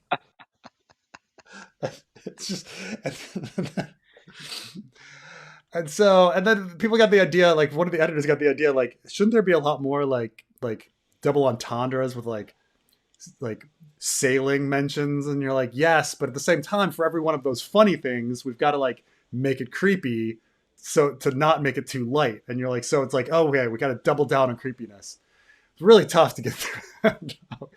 Carmine, you need to listen to it. It's of course we talked privately and you told me a little bit about like what you put in the chapter. Did anyone comment on Euron's somewhat homosexuality kind of coming through, um or did you not include that? I did, but it's more subtle. No one commented. No one commented. Huh. Yeah.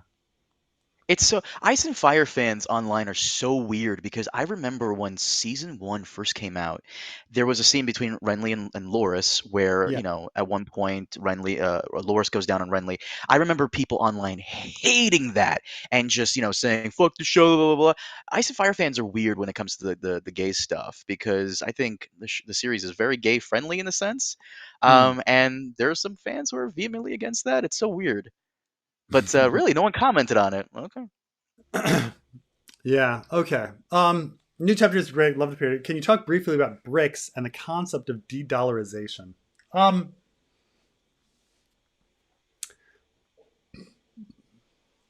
so this is the weird thing about like when we talk about like currencies. So a lot of people are like the news will confuse people because they'll be like, oh, the dollar fell again, and or like, oh, the dollar's really strong right now.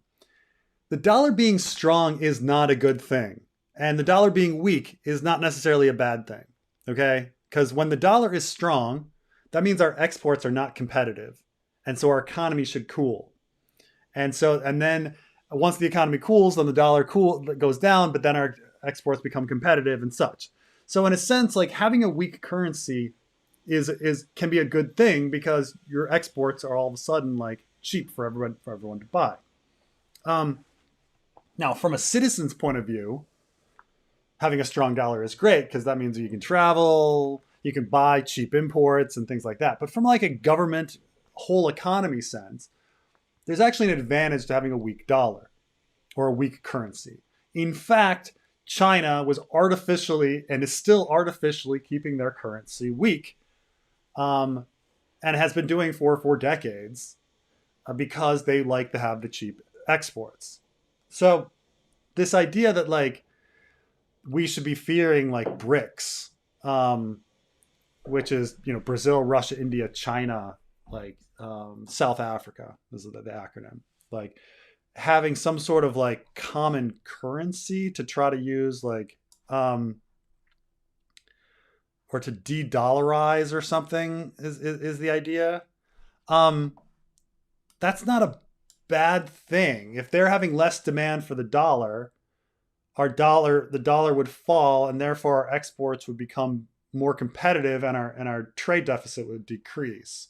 So, in a sense, like, go for it. Like, yeah, don't use as many dollars. Like, there's not like people get all worked up over like strong currency and weak currency as if that's like some big news. Now, you know, it's not really that. It's not really. There's advantages and disadvantages to like having a weak dollar and a strong dollar, but it's not it's nothing really.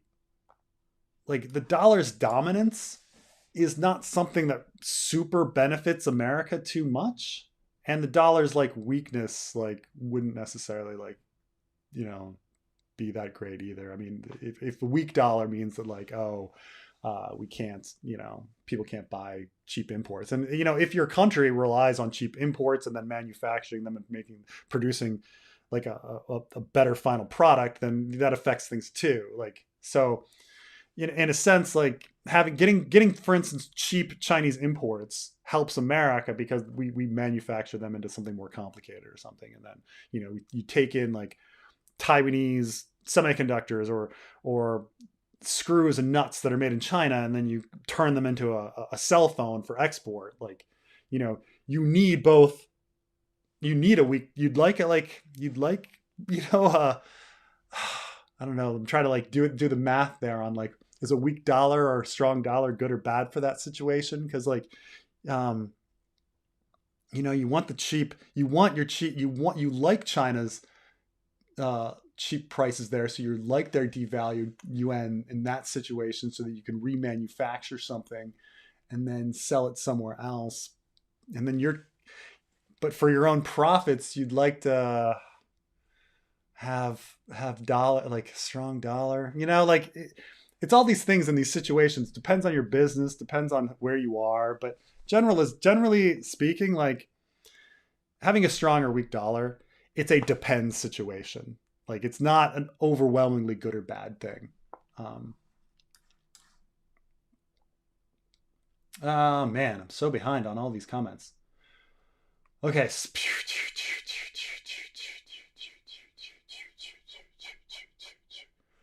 Oh my lord. Well, okay. This is the most tinfoil thing I've ever said, but A World of Ice and Fire says that the last big storm was in the year 221 and prior 166. 55 from those years is a multiple of an Aegon's invasion. It's just weird that it's mentioned like that, right?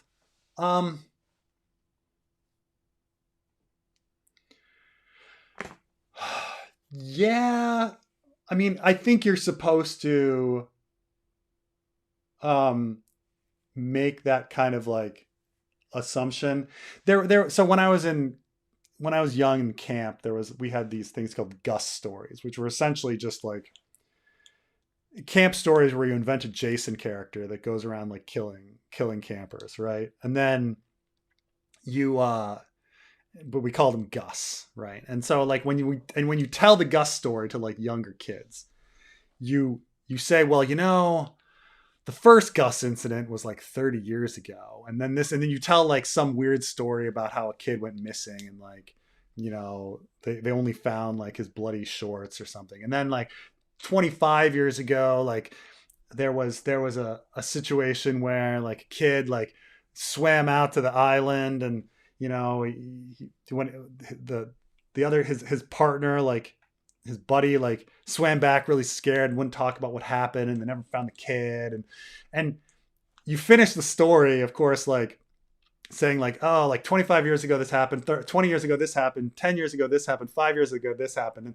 and that's the last we've heard of Gus. So we don't really think it's real, and the kids are of course supposed to like put together like, oh my god, every 5 years, and that year is now. Like, and that's like part of freaking the kids out, is that something's going to happen this year.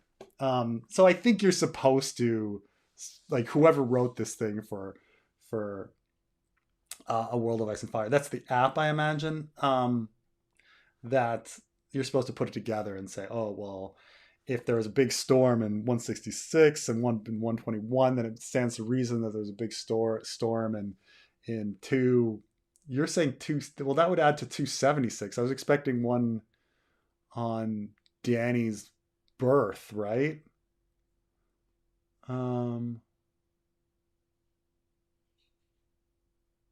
So I don't know. I don't. From the years, it's just multiple of Aegon's invasion. I mean, clearly somebody's trying to make some sort of connection with the multiples, but again, like I don't know if I, take the app. Even the World of Ice and Fire, I don't even take much like credence in. It's just like how much effort was put into it. It's kind of thrown together. I mean, now as I've I fell in love with Ice and Fire because you can go through Feast for Crows and Dance with Dragons and stuff, and there's so much detail and like attention to detail that George put. And then now that I've done like overanalyzing House of the Dragon, and I'm like doing analysis of something where like there's parts where I can tell he phoned it in, I'm just like, oh my God. So it's the same with like the World of Ice and Fire and the app and things like that. I'm like, how much detail did he put in, and how much was he phoning in, and how much was given to somebody else? Clarification. Consciousness would be bound in eggs over time. Dany already had some in, and then more was added. 3 minutes in, the dragons to hatch. Well, it does seem like she's having some sort of like telepathic connection over time with like these embryonic dragons, right? And if we're talking about shared blended consciousness, more of Dany gets in that dragon over time, and her story gets more mature, and there's more that needs to explode out of that egg, and eventually you get to that explosion point in the dragon's hatch or something.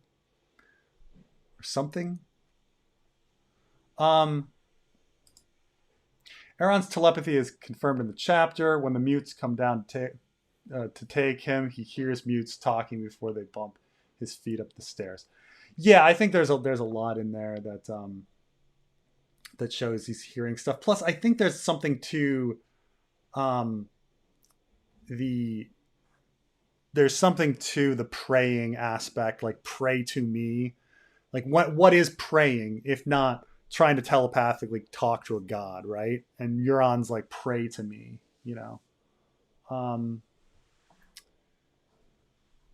Have you read Robert E. Howard's Conan? Not really. I mean, I've skimmed some stuff. I used to read the Conan and the Barbarian comic book from Marvel, but I don't think that counts. But I've only seen seen some skimmings of stuff, so like I can't say that I know it at all. So if I said yes, I would immediately get questions that I wouldn't be prepared to answer. But yeah, I do understand that like George R. R. Martin's main influences are things like Conan the Barbarian when it comes to fantasy, because it's like the gritty medieval times versus like a more sterilized medieval time, to be fair, people without tongues can still talk audibly for operating a ship. They just lose fine speech of the tongue, also hand signals and others. Yeah, somebody actually put like, because there's a line in the fan fiction where Vic says like if she had a tongue she would have screamed, and somebody comments, can't people without tongues scream? And it's like, yeah, probably, but does Victarion know that? That's how we're getting out of it. Victarion doesn't know that. Yeah, they can scream at each other, but having done some sailing, there's specific things like when somebody's saying like coming about, and here comes the boom, and pull up the sail and things like that, bring this taut, release whatever, various sails to lower speed and things like that. Those things are really essential, or else you're going to get knocked in the water. You're going to get knocked in the water, or the boat's going to capsize and things like that. You need to have the ability to scream at another person across a ship in order to sail. I couldn't imagine doing it with grunts. I mean, maybe they have some sort of Morse code, rah, rah, rah, rah, rah, you know, and like have everything like, but why call it the silence at that point? Like the whole point of like cutting out their tongues was to create silence, but you're not really creating silence. We don't really even have any proof that they don't have tongues, so I don't know. It's just, thank you, Loki. Thank you.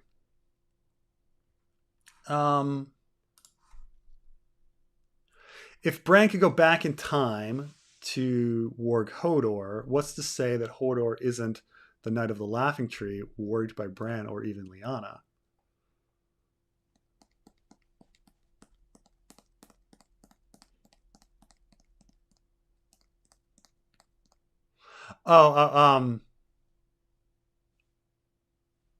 Well, age-wise, Hodor is a boy. I mean, he's described as a boy on a few occasions. He's also described as a man, but he's described as a boy, much like Theon is occasionally described as a man or a boy. So in that sense, like you kind of get this concept of like Hodor, however old he is, he seems to be in his late teens, early 20s. But also there's like the timeline of when his father died. His father and grandfather, I think, died in Robert's Rebellion, which would imply that like Hodor himself was not of fighting age and didn't fight in the war. But so I don't think he could be the Knight of the Laughing Tree, just like timeline wise. He just is not the right age. But could Bran have warged Lyanna? I think the thing with like, I mean, Bran is able to warg current day Hodor because current day Hodor has received brain damage of some sort. And that's still pretty impressive because we know of no situations where human beings can warg each other, can change each other. I mean, Vermeer Six Skins tries it and fails. And Vermeer Six Skins is the second most powerful telepath that we've come across in the story. And he can't do it. So Bran's impressive, no doubt. But could time-traveling Bran have the ability to take control of Lyanna? Seems like he'd be like frying her brain and all of that. But I also think that like, can Bran affect events? And this is an important thing I bring up. Can Bran affect events before his own birth? Because if he does that, he's blinking himself out of existence because he's going to be changing the timeline. He won't be born. So I don't think time traveling Bran affects things before he's born. But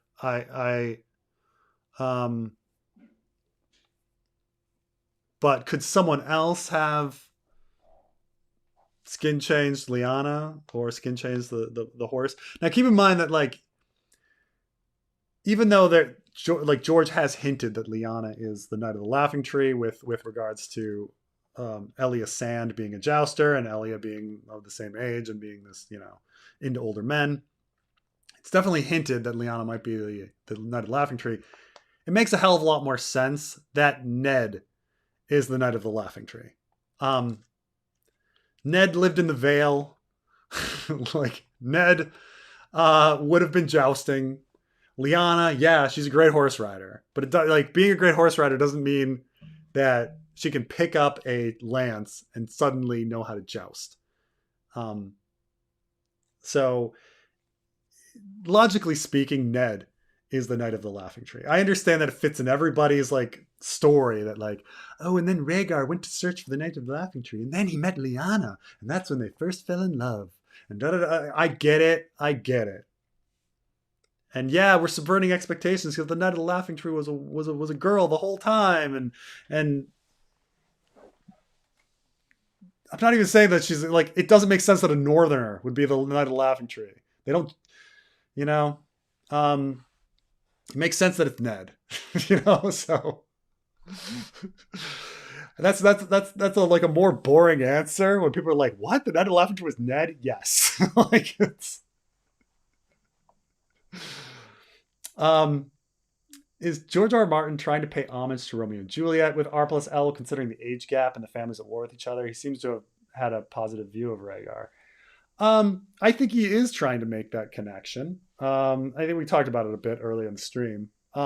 But yeah, I think there's the age gap and the fact that they're being manipulated by higher powers and the political aspect of it all. And you're supposed to think that it's creepy and and all of these sorts of things. I think that it's difficult not to have a whirlwind romance and not be parallel to Romeo and Juliet, like or especially a tragic romance, a tragic romance with at least one young person, depending how you define things, as a Romeo and Juliet thing. Like you naturally go to that, you know, whether or not it's like paralleled or not.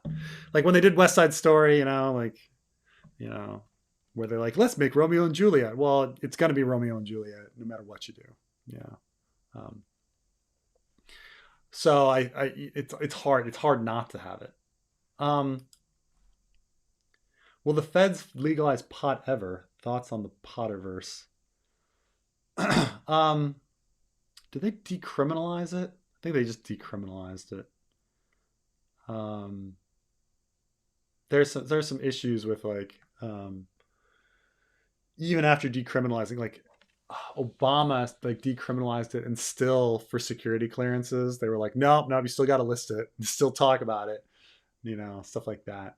It still counts because like for a lot of jobs in government, if you've done weed in the past year, you're disqualified from applying. And if you do weed while on the job, you're done. I mean on the job as employed, you're done. So will the feds ever legal? I think eventually. There's just it's a matter of time. I'm not saying it's going to happen in the next like 20 years, but it'll happen eventually. Um, is the Potterverse like? Is that like Harry Potter, or is there a pun on the pot? What is Potterverse? Is that just the name for Harry Potter world? Yeah, it's just the Harry Potter world. I've never read the books, and I've only seen two of the movies. My wife is was super into the Potterverse. Like she knows Harry Potter as well as I know Ice and Fire. Um, uh, so she likes it a lot, but she does admit that it doesn't have the same sort of like odd consistency that other things might have. Like you're just supposed to have fun with it, and she likes it. Hey, Yeah. is your wife home right now? Mm. No, she's at No? work. I was gonna ask because a buddy of mine was making me go fucking crazy. I have seen all these films, and I'm like, did I ever watch Half Blood Prince, which I think is the sixth film? And I'm asking him a bunch of stuff like, did this happen in it? No, that was the third film. Did this? No, that was the fifth film. I feel like he was trolling me, so I need like a Potter expert to really like like tell me what the fuck happened in this goddamn film because holy shit. If I remember, and I haven't seen the movie, but someone described the seventh film um as Hermione, Harry, and Ron in a bottle episode. Like it's just like them hanging out. That's the seventh film part one, and then you have the Yeah, seventh film part two. Yeah. yeah. Like the Yeah, seventh because film is I just a was bottle episode. Because I was asking my buddy, like, what happened? Like, wait, I saw Half Blood Prince. That's the one where they formed the army. He goes, no, that's the sixth. Is that the one with the werewolf? No, that's the third film. That's not the Yeah, I've chamber, right? seen. No, that's number two. Like, what happened in this film? I saw the one with the werewolf and the one with the goblet with the The guy. contest. It's the ones I've seen. I asked him, like, is the Half Blood Prince the one with the dragon? He goes, no, that's the goblet. Is that the one where the fucking elf dies? He goes, no, that's the Deathly Hallows Part One. What is happening? I swear I saw this film, and I just The one is that the one where his kid time travels? how do you know about that? Do That's you that's think I don't hear about this? See, it's the same with my wife. Like she thinks she knows. She's never seen any of Ice and Fire. She's never read anything, but she's like, I know about it all, just like listening to people talk. It's the same. I know more or less the plot. You should ask your wife her opinion on the sequel series, The Cursed Child, one of the worst pieces of crap ever. It got a lot of flack and a lot of attention in Yeah. mainstream like news because they made Hermione black, and of course, people got Mm. upset about that. But the time travel one, I think, is the third film and the sequel series. So, Well, right. Well, I know the Cursed Child is time travel, right? So, um, by the way, real quick, on the topic yeah. of sequel series, I think they had like a Game of Thrones reunion with like John with Kit Harington and Emilia Clarke. From what I was told, there was no mention whatsoever of the Snow sequel series. Just want to throw that Mm. in there real quick. Yeah, yeah. Well, right now everything's getting delayed. I gotta sit and watch Dragon Demands like video on the on how the strike is going to affect everything. But Look, I love Dragon Demands, but if you got time to sit for like 2 hours for this fucking guy's video, you got time to check out Foundation. I just want to make that very clear, real quick. I just want to. I love Dragon Demands, but that motherfucker, he goes on. He got a lot to say. Bless him, though. I love him. yeah, yeah. It's yeah.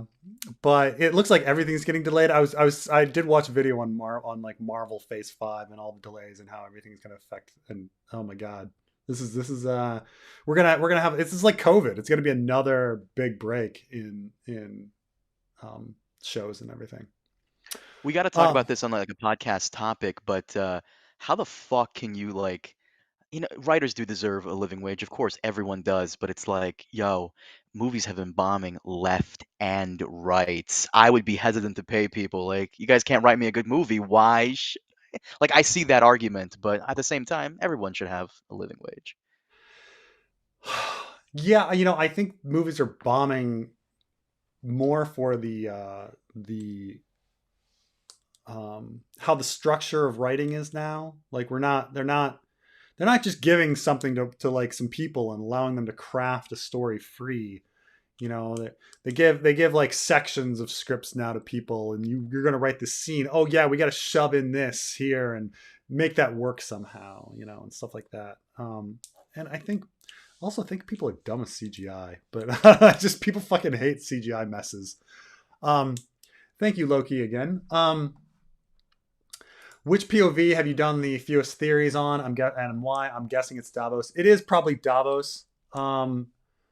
I for a long time wanted to do like a Stannis series so I could focus on Davos, because I'd gotten to Brienne, and I'd done Bran, and I'd done Brienne, and I'd done Cersei, which were about like getting to those points of views that I'd never done, that didn't get very much attention, because my early stuff, it's Dornish and Ironborn, and it's like I focused on them quite a bit, and then I did Jon and the Wall and Dany and Dragons. I did a lot of stuff on Dany, and then it's sort of like, who's left? Let's get the people that are really ignored, and so I got to Bran and Brienne and Cersei, because I really wanted to focus on them. And you are right that Davos is kind of the stepchild that I never got around to focusing on, and what he's up to. But yeah, maybe one day, maybe one day, maybe one day. Man, oh man. So yeah, I know. I think even like Deadpool 3 is going to be delayed. Stuff like that. But it's amazing. It's amazing how much stuff is like delayed and how much stuff is like coming back. I think. Did you hear about Echo, Carmine? I'm sorry, you gotta give me a minute because I'm on like my backup computer because my Oh, I'm main sorry. rig is not up yet. So yeah, I'm a little slow. Yes, I did. I hear that it's a goddamn mess. Is that what you're talking about? Um, so Echo, we're talking about the Marvel show. It was a mess, and apparently it was so much of a mess that they were thinking about Batgirling it.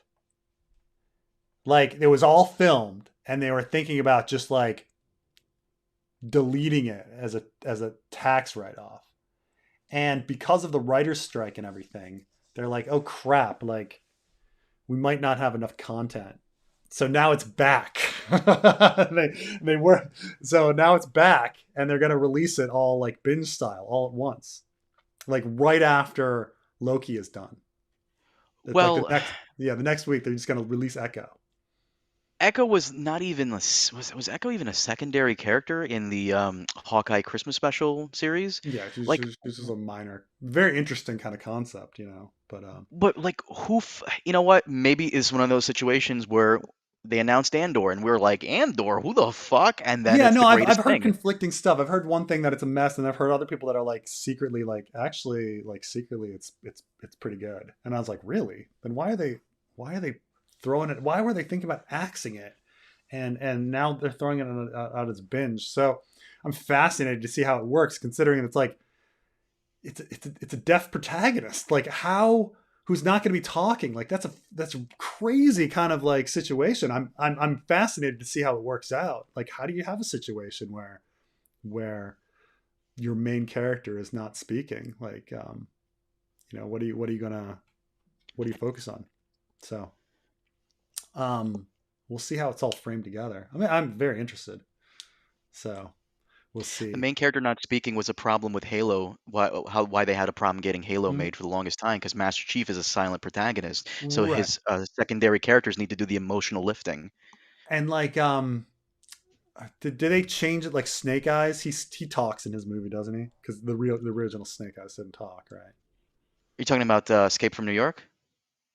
No. Snake Eyes, GI Joe character that got his own movie starring the Oh, guy from Crazy Rich Asians.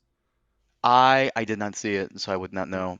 I would assume so. It'd be kind of dumb. Honestly, it's funny you say that because you're aware of the Chronicles of Riddick series with Vin Diesel, right? Very The well. Yeah, third I Riddick, know Chronicles of Riddick very well. the I actually third really like film. Chronicles of Riddick. I like Pitch Black. I like Chronicles. I really like the third one. For like the first 30 minutes, he says nothing. He's just It's the surviving on the planet. it's your because it's your girl. It's your girl in Riddick 3. Which one? Uh, uh, Bo uh, Katan. Sa- oh yeah, God, she's so beautiful. Holy shit, she so is. She's like, oh, so beautiful. I'm debating even going into Battlestar Galactica because of her, just because Oh, fucking she's love her. so. Oh my gosh! Like, what are you talking about? Like, if you watch Battlestar Galactica, like if you watch the first episode, you'd like knowing you and your love for her. of um the you she is so good in Battlestar Galactica. Katie Sackhoff. She's so good and she's so charismatic. She carries so much of the show. Um uh but Carmine has like the biggest crush on Katie Sackhoff. Like he loves her. And no, Actually, and you know what? I'm gonna say this real quick, and then I'm gonna go turn off my microwave because it's trying to commit seppuku. Real quick, my biggest celebrity crush, you'll be surprised, is not a blonde. It's actually a brunette, Ava Green. That's my biggest celebrity crush. I love her so much. Give me a sec. I'll be right back. I'm sorry. yeah. Interesting. Okay. All right. Please play Game of the Thrones mod for Crusader Kings 3. Yeah, we've talked about it. The question is whether or not there's a lot of dead time in between like action that people talk about. I know it would be pretty fun, but and a lot of it has to do with like figuring out also like my computer setup is Mac and getting everything kind of working with playing video games that way. But I'll look into it more you know apparently there's a lot of like fascinating stuff with it. For the Battle of Blood, you should look into strawberry squids. They have one bioluminescent eye, which makes them look one-eyed. Very cool imagery. Bloodraven reference. Yeah, somebody mentioned these before to me. The strawberry squid. I'll bring them up. Um,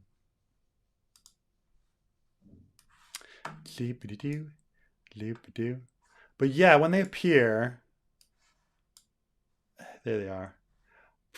Their little eyes, little cute little eyes. Um, but yeah, I think you're right though that like when a squid appears, like he should definitely have two different colored eyes at least. and that should affect things.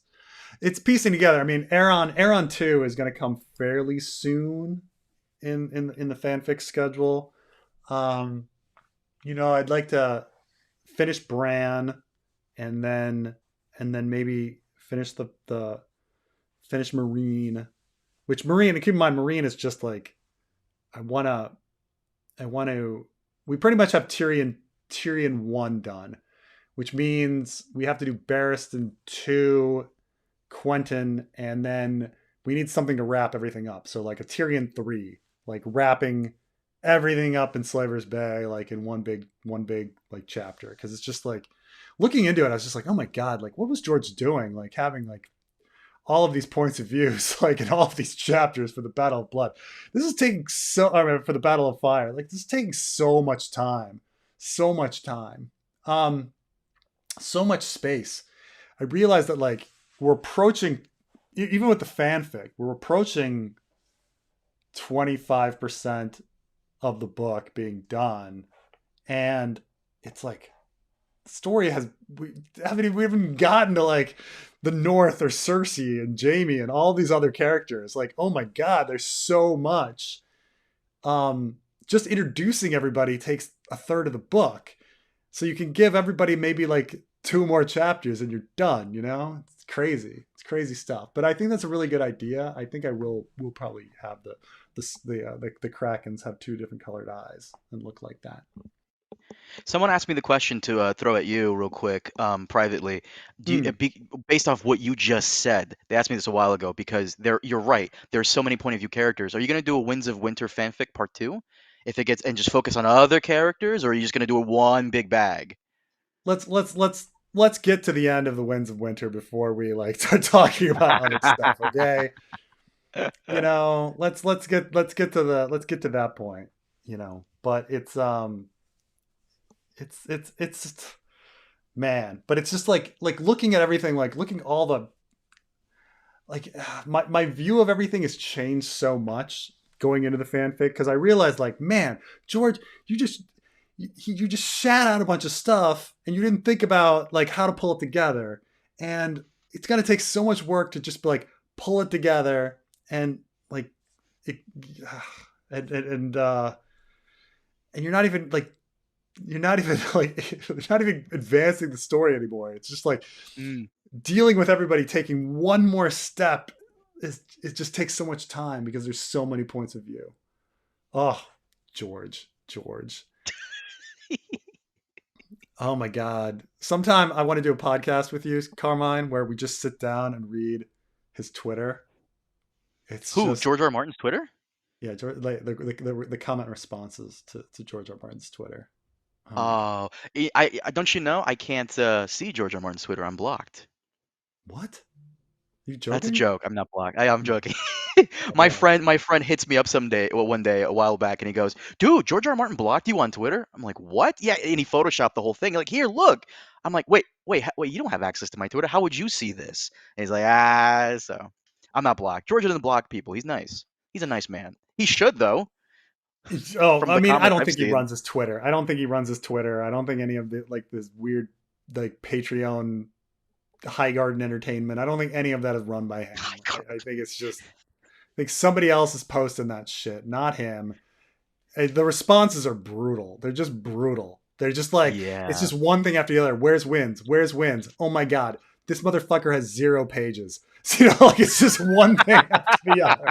It's just one thing after the other of George. Like it's brutal. It's so brutal. And then for every honestly 30 like really harsh comments, there's one like, leave George alone, looking forward to it, George. But it's like the other 29 are like, oh my god, dude, what the hell, stop it. Like write some words. Like, oh my god. All right, hold your tongue and say, I was born in a pirate ship. I was born in a pirate ship. Coming out with the sheet. On the whale. You can't. You need to be able to scream in order to like have stuff on a ship. Like you need it. Was Aegon the First infertile? Is it in the Dorne letter very George R. Martin to have his grand lineage based on a lie and a cuckolding singer. Is Dawn telepathic? I don't think Dawn is telepathic. I mean, I'm not necessarily think there's very much special to Dawn. I think it's just like creating, um, it's creating this perfect night environment as a contrast to other things. But and this crystal sword seems to be like kind of, or this meteorite sword seems to be like magical and stuff like that. But I don't think there's much to, or at least George hasn't established anything with Starfall. I think that like George doesn't have any ideas on Starfall. He created this mystery box and he's given us zero clues on what's in that fucking mystery box. And if he had any ideas, he would have thrown some clues out there. But was Aegon the First infertile? I mean, there was this idea that the singer came in and like banged both Rhaenys and Visenya. The thing is Visenya doesn't seem to be the type of character to do that. Visenya seems very,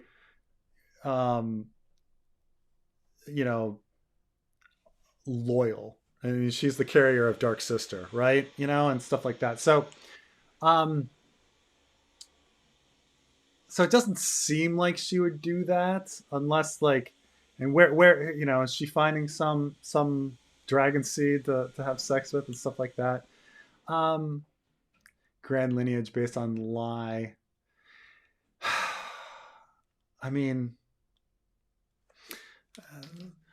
there's a lot of that. I mean, it's not necessarily important, I suppose. I don't think the lineage thing is even that important.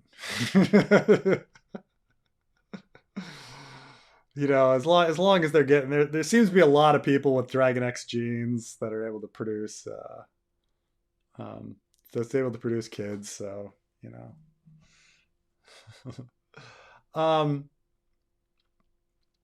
let's see here. How do I get into the chat that Preston's actually paying attention to? You got in.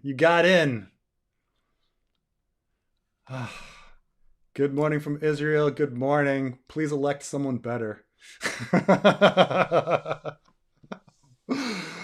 But I do, Israel's a nice place. I just wish they would elect better leaders. Oh my god. What a horrible batch. What a horrible batch.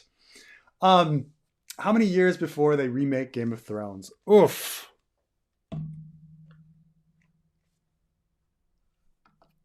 A long time. I think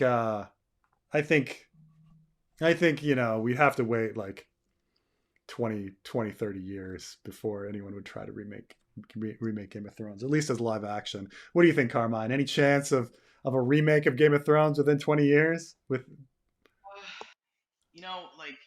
when we. Sorry about that. My mic was not near my mouth. Yeah. When we talk about people always say, are they going to remake The Godfather? Are they going to remake this? Are they going to remake The Good, the Bad, and the Ugly? There's a difference between an old movie and a classic. I think Ice and Fire, Game of Thrones on HBO will be a classic, like Lord of the Rings. Like how dare you try to remake Peter Jackson's Lord of the Rings? It's not an old movie; it's a classic. So it's possible. I think there's a lot of backlash, but I would see that. I would show up and watch it. All right, I hope but not. Counterpoint. They remade Psycho. They remade Friday the 13th. They remade. Wait, they remade Psycho. Are you talking about the one with Christian Bale? No, they remade with Vince Vaughn. Why? Who the fuck? And it's really dumb. It's really dumb because they actually framed every scene the exact same as the original Psycho. Like they filmed it the same. What's it called? Psycho? It's called Psycho, yeah. I'm sorry. The one I was thinking of was American Psycho with Christian Bale. I think that's what it was. It gets mean to death. No, they people remake movies all the time. People remake classics all the time. Will they remake The Godfather? Yeah, probably. We'll see. It will. The thing is, like, sometimes things turn out okay, and sometimes they don't. I think when they decided to reboot Batman with Batman Begins, people were like, "What? What are you doing?" That's a comic book. Comic books can always. I Yeah. don't think you could have a classic comic book movie. They can always. Because there's multiple multiverses of comics Yeah. characters and all that. You can always like do whatever. All right. Classic movies that have been remade. The Parent Trap was okay. Here's a few that I didn't think would get remade. Okay. Star is Born. Well, that movie was remade so many times, so that was the fourth. Star is Born is the fourth one. The Mummy doesn't count. Parent Trap. Parent Trap was a classic. Jodie Foster. But at the same time, it's a kids movie. Who cares? Charlie and the Chocolate Factory. I was surprised they redid that because Willy Wonka is so beloved. Dune. But everybody thinks the original Dune sucks. Magnificent Seven they redid. Jungle Book, King Kong. I think when it comes to Magnificent Seven, because it is a foreign film, carte blanche on it. Do whatever. But you're only a classical film if you score amazingly in the reviews, right? If you suck, or if you're a foreign film or animated film or a comic book film, whatever. But when it comes to like, the classics, like Taxi Driver, like why remake Taxi Driver? Why? All right, I'm gonna name a few. Okay, they remade Planet of the Apes. They remade Magnificent Seven. They remade The Fly. Whoa, okay. They remade West Side Story. Now, if you're gonna say like West Side Story, the original West Side Story is incredible. People say that the remake is great, but why would you remake West Side Story? Someone mentioned Westworld. I feel like Westworld wasn't a remake; it was reimagining. Reimagined, yeah. Plus the original Westworld is horrible. Like it's 310 to Yuma. Both those suck. Both those movies suck. Really? Oh god, both of them are horrible. Some of them. It's weird watching like certain. So on the plane back, I watched Rebel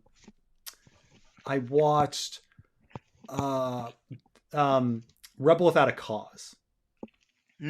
And keep in mind, Rebel Without a Cause is this like classic movie that a generation like loved and attached themselves to. It is horrible. It is a really dumb movie. It is really stupid. That's the one with James Dean, right? Yeah. Do you want me to spoil it for you? I've seen it. We watched it for some reason in high school. I don't know. Teachers put it on. Yeah, it's fucking random. It's so dumb because it's like this kid is getting in trouble with like bullies at school.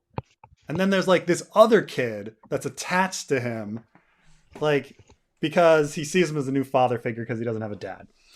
And then in one day, the events of one day, he like has a knife fight at the observatory. Then they go and they play chicken and they race cars off a cliff. Then he goes to the police station and tries to turn himself in, but isn't able to, so that the bullies like think that he like outed them. So they go out and they try to like kill him. He meets up with the ex of the dead guy. They go out to a mansion where the other kid lives. James Dean and this girl fall in love. They actually say like "I love you" to each other, even though her like boyfriend died like literally like 4 hours earlier. And then like the bullies come to try to kill James Dean. The kid like tries to like shoot at them. The police come. There's a standoff. James Dean comes in and tries to like stop the standoff, and then the kid gets killed. And and just like, how is this all happening in one day? Like, it's so dumb. And there's no logic to any of it. Like, how are these characters falling in love? And like, can I give you one interpretation of why the characters are stupid? Yeah, they're teenagers. Yeah. I get it. And there's just some crazy stuff about like, I don't know. Like, there's a whole bunch of crazy stuff about like what masculinity is. That's not really defined. And like his dad was wearing like a woman's smock. and he like asks advice from his dad, and his dad's like, well, you got to choose what you're gonna do, and that's what being a man is. And he's like, Dad, just tell me what to do. It's like nothing. Like I was just puzzled by the whole thing. Like I get James Dean is an alluring character. I get it, and the fact that he like died before the movie's release, and then they released it and like capitalized on his like popularity is just kind of weird. Anyway, like I suppose I kind of understand it in the meta sense that like no movie was questioning the status quo before, and James Dean was dead, and like there was an allure to this movie. But the movie sucks. Like it's anyway. Are they going to remake these movies? Yes, of course. Everything gets remade eventually. Everything. I see Arya killing Lady Stoneheart. Lady Stoneheart goes against everything the House of Black and White believes in, represents Arya's trauma. Arya brought her about, has to take her out to grow. I mean, I see what you're saying. It's just that Lady Stoneheart plays such an important role in Brienne's story that I can't see Brienne not killing her. Like, it's not that she's not, it's not like Cat is not important to Arya. She is. I mean, Cat of the Canals is named after her mother, like she chose that name. Like Nymeria brought Cat back to life. Like these are very important, traumas in her life. Her mother's very important to her. However, she's so much like Lady Stoneheart just represents so much more for Brienne, and how Brienne, like, I feel like if Arya killed her, you'd be taking that storyline from Brienne. It's sort of like in the second to last episode of Game of Thrones when Euron is killed by Jaime Lannister, and everybody's like, how are these two characters facing off? That was your favorite part, right, Carmine? Don't even. This is so stupid. When was that his goal? When was that your goal? I will be known as the man who killed. Who will know this? There was no one watched this fight. I killed Jaime Lannister. Everybody would be like, Jaime Lannister got crushed by a castle. Oh, right. By a rock. Yeah.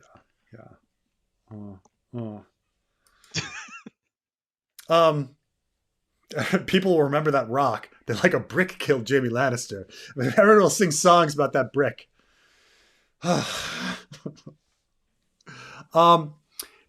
If you grab it with two fingers instead of your fist, it sounds like I was born in a pile of poo. Oh, I was born in a ship. This is me grabbing my tongue.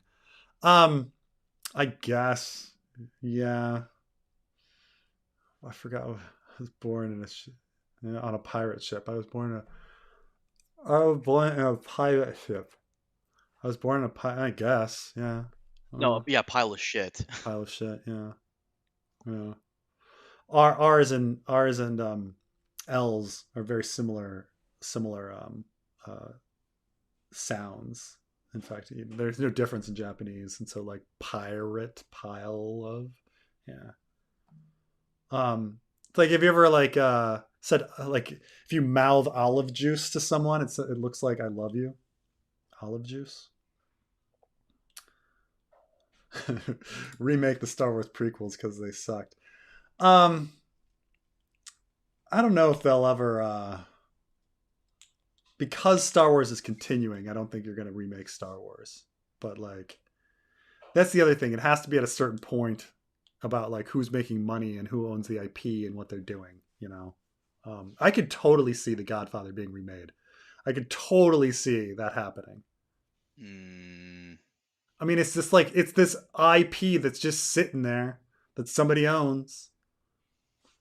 You're right. That's true. That's true. The question is, can Coppola stop it?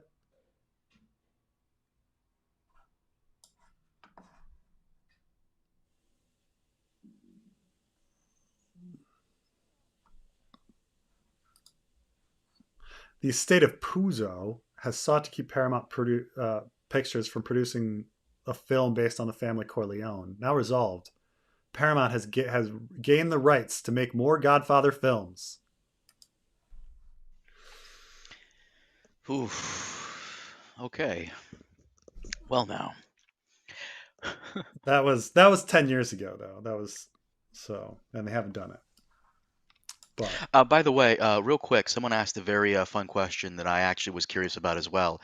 Preston, will you ask us to write more songs for the fanfic in the future? I was super busy with work last time and didn't get a chance to write one. Yeah, would you? I guess so, but probably not more Ironborn songs. I have Oh, enough of and do me a those. I still favor. What? there was still like I feel bad. There's still like 25, 30 songs that I didn't read in the stream. I got through 50 streams. Well, here's the thing though, and please do me a favor when you do set the contest for the next one. Have people sing it. If you don't sing it, you're disqualified. You have to sing it. So I know Yeah. how. Yeah, that might be. It might Mhm. be a little better. Um, why remake Lord of the Rings? Because there's money. There's money in it. There's money. That's why anybody does everything, right? So whenever they decide that there's money to be made, they're gonna do it. Um, Parent Trap was Haley Mills. Oh, you're right. I was thinking Freaky Friday. Freaky Friday was Jodie Foster. I'm sorry. No, I'm no. sorry. Parent Trap was also Lindsay Lohan. Right, and didn't Lindsay Lohan also do a Freaky Friday? Yes. That's why. Hmm. Okay. Yeah. Okay. That's why.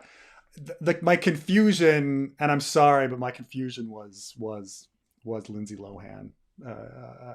I've blended everything that she's done together. So Hmm. you know, right? Machete, Parent Trap. Dune was a goddamn remake. Yeah, yeah. And they'll keep trying. They'll keep doing. Keep doing. Um, the but why redo things? Yes, I mean, so Lord of the Rings. Once they see now that they're going to remake Lord of the Rings again, they're probably going to keep doing it over and over again. So And remember, we did a podcast on that. It was variety clickbaited. There is no Lord of the Rings remake. They just went out to meet with Peter Jackson to discuss him maybe participating in future films on some level. So no Lord of the yeah, Rings remake yet yet. that we know of. But I could see it happening. I mean, the thing is like because of one, it was already made before Peter Jackson, and there's different interpretations to take. I think there's a lot of mistakes that Peter Jackson made. I think there's a lot of things that do not meld with um, the original vision.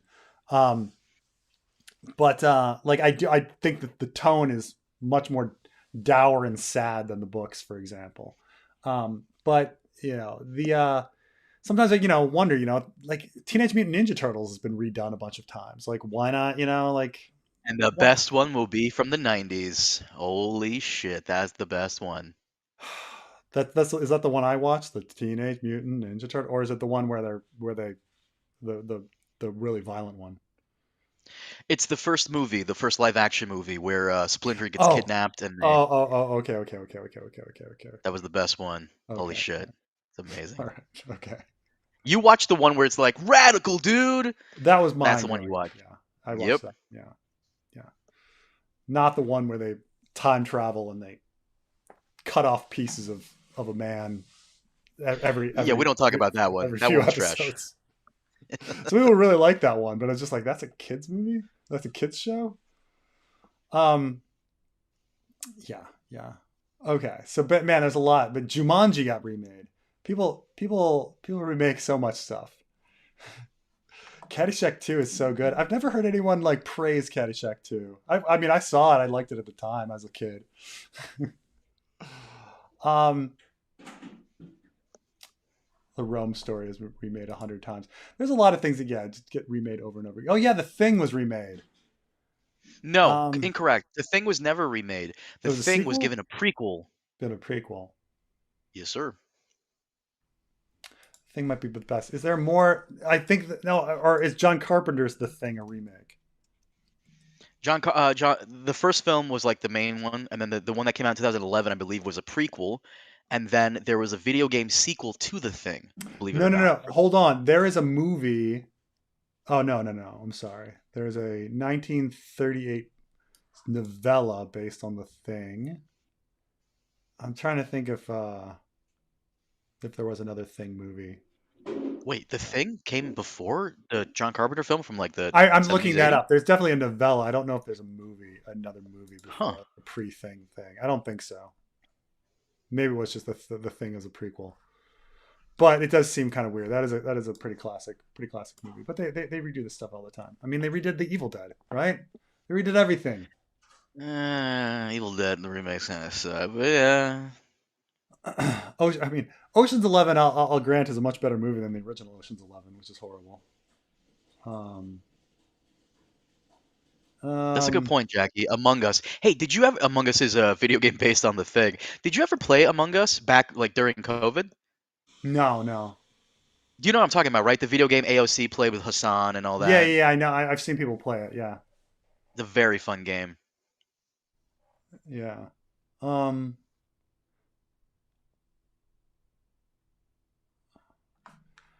Brienne can defeat Lady Stoneheart without killing her. I suppose, but there is this idea of like you are killing like the objective morality kind of aspect in the same way that Jamie is killing objective morality when he's like taking out Ares kind of stuff. It's not that it's impossible. I just think it's much more important that Brienne kind of kill Lady Stoneheart. Now, like, what's George planning? Does George even know? Does George even know? Um, do you ship any A Song of Ice and Fire dragons, not including Vermithor and Silverwing? Um, I think the whole. By the way, I think the whole like maybe Vermithor and Silverwing liked each other, but I don't think Alysanne and Jaehaerys liked each other. I think that's like a whole problem. But the but um shipping dragons. I'm trying to think like if I think of any dragons that need to get together, like like I'm not trying to be a it's dick, but what is this question? What is this question? How do you determine this? right. I mean, I don't even know if like dragons lay eggs and have sexual reproduction in any sense. Like two dragons are needed to produce eggs or anything like that. Um, or what if they can just like lay eggs, or if they even like feel romance. I don't even know. I haven't thought about it too much, but yeah. Huh, huh. two the dragons boning.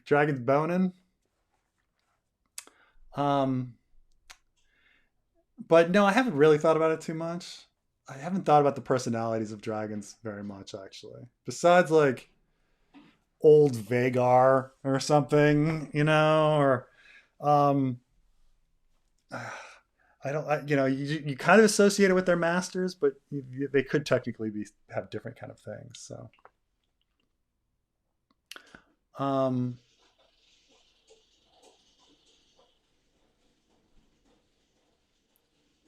you mouth elephant shoes, no olives. This is about I love you, elephant shoes. Um, Remake only the third Godfather. What's your opinion about the third Godfather, Carmine? I was not a fan of it. I was trying to understand why this woman is in this film, and then I realized, oh, she's probably related to someone. Then I was like, oh, she is the director's daughter. Oh, God, she is the Yeah, worst part of that entire film. yeah. I mean, the thing is, when you go in with this idea that she's the worst part, I thought she was going to be worse than she was, but she's pretty bad. Now, keep in mind, originally they had cast Winona Ryder, and Winona Mm. Ryder was going to be that character, and she probably would have done a great job. But still, I think the movie has a bunch of structural problems. It's a lot of sitting around waiting for events to happen. Um, that you don't kind of like I don't know. I didn't understand. Like, it just seemed really weird that they're dealing with the Pope and and like hundreds of millions of dollars and weird Well, aspects. Like, some people argue the church is the biggest gang in the world, the biggest mafia in the world. yeah, I mean, I guess that's the point of the movie, and Mm. all of that. But um, By the way, real quick before we get off the topic of Godfather Part 3, ironically the worst film, but it's that one line in Godfather Part 3 that everybody remembers the most for all the Godfather's films. I just try to leave and they They pull me back pull me in or back in, whatever. right? Yeah. Yeah. Yeah, it's funny because it's probably the most cool.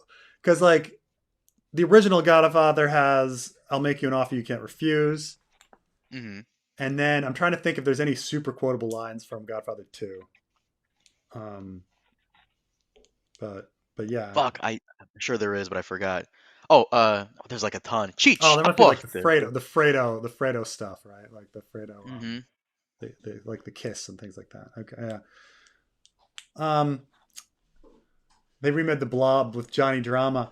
I've actually seen that Red Team Review. Not Red Team, Red Letter Media. Red Letter Media were a big fan of the Blob remake. They actually considered it a pretty perfect movie. Hey, did Um, you skip that super chat just now? which one? The one about I s- am I dumb? Did I just skip? The one about the did George change his opinions on any of the? Oh, I'm sorry. Did you? Um, do you think George has changed his mind on some plot lines going the years between the books? Glass candles, ladies don't hurt the children, as shy, etc. The ones we know about, the major one that we know about is Victarion, and stuff going on with the Meereenese not. I would say that so the big ones is like the importance of Barristan as a character. Um, Barristan was not going to be a point of view, and then he was made a point of view because Daenerys was no longer in Meereen as he wrote that story. So like he grew the importance of the Barristan character, and then he grew the importance of the Victarion character as well, and he was going to kill Victarion, and he replaced Victarion even in Dany's vision. So there's stuff like that. A lot has to do with the Meereenese knot that we kind of have figured out that like George changed his mind on.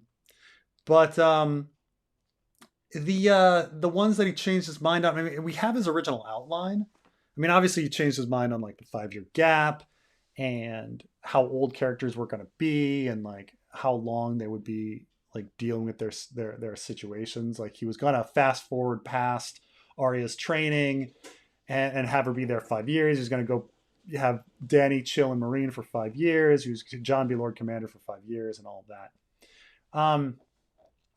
So I think he's in general like got more interested in these minor characters and those becoming bigger role. I mean, when we look at his original outline, you know, the Jon and Arya romance, the Tyrion not being a dwarf, stuff like that. Sansa and Arya kind of being Sansa taking a lot of Arya's role, them being split and things like that. There's been shifts like that, but we're not super aware of how much he's changed, other than those kind of things. Like his original outline to what's there, the importance of Vic, the importance of Barristan.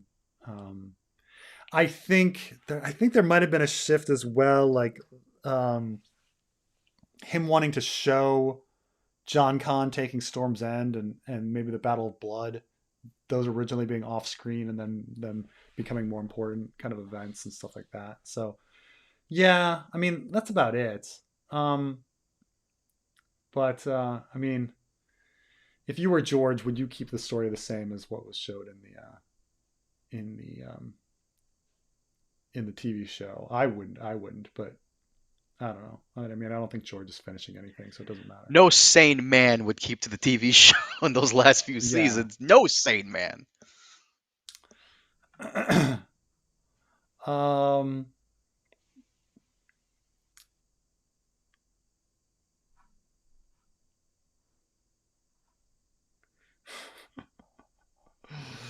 Wow, how played out is a Song of Ice and Fire gotten fan fiction about a fictional characters in a fictional show doing arbitrary things? I mean, that's what all this is, right? This is what half of YouTube, man. Everything's arbitrary. We don't talk about Godfather 3.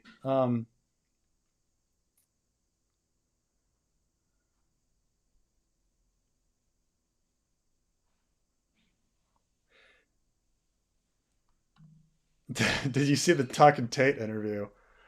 I watched a second of it and it was so intolerable that I had to turn it off because it was just Tate being Tate and like Tucker just allowing him to talk. Um, Like, what are you supposed to? I did watch like a solid minute, and I was like, okay, and there was just nothing. It was just like, oh my god, like it was just Andrew Tate being horrible Andrew Tate. There's a weird.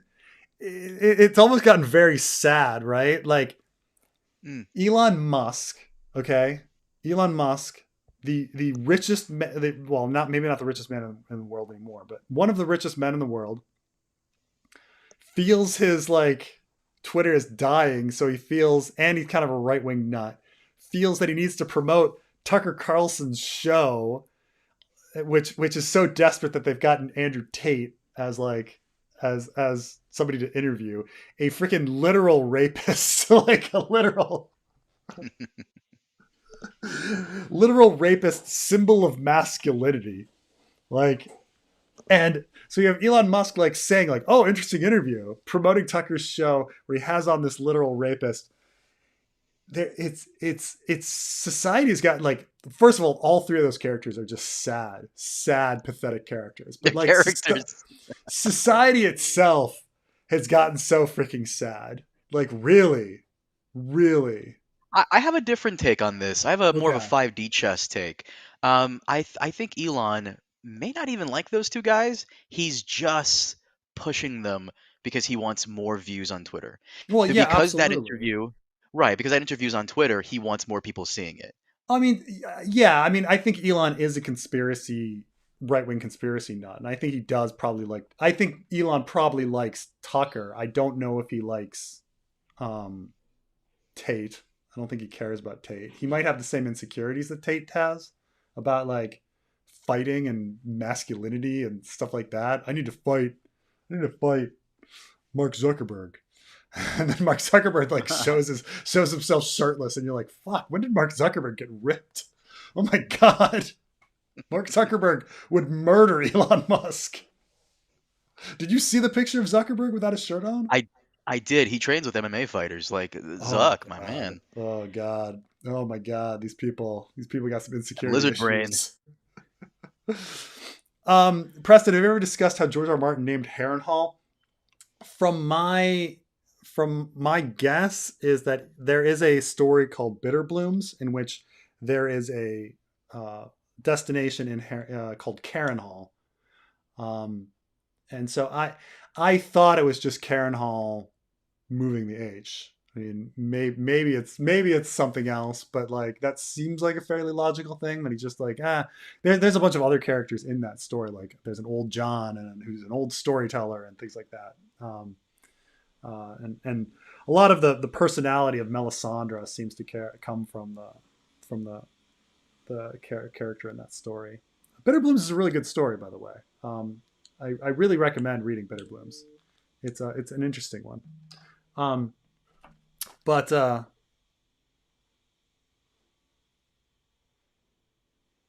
sorry, I got a message here.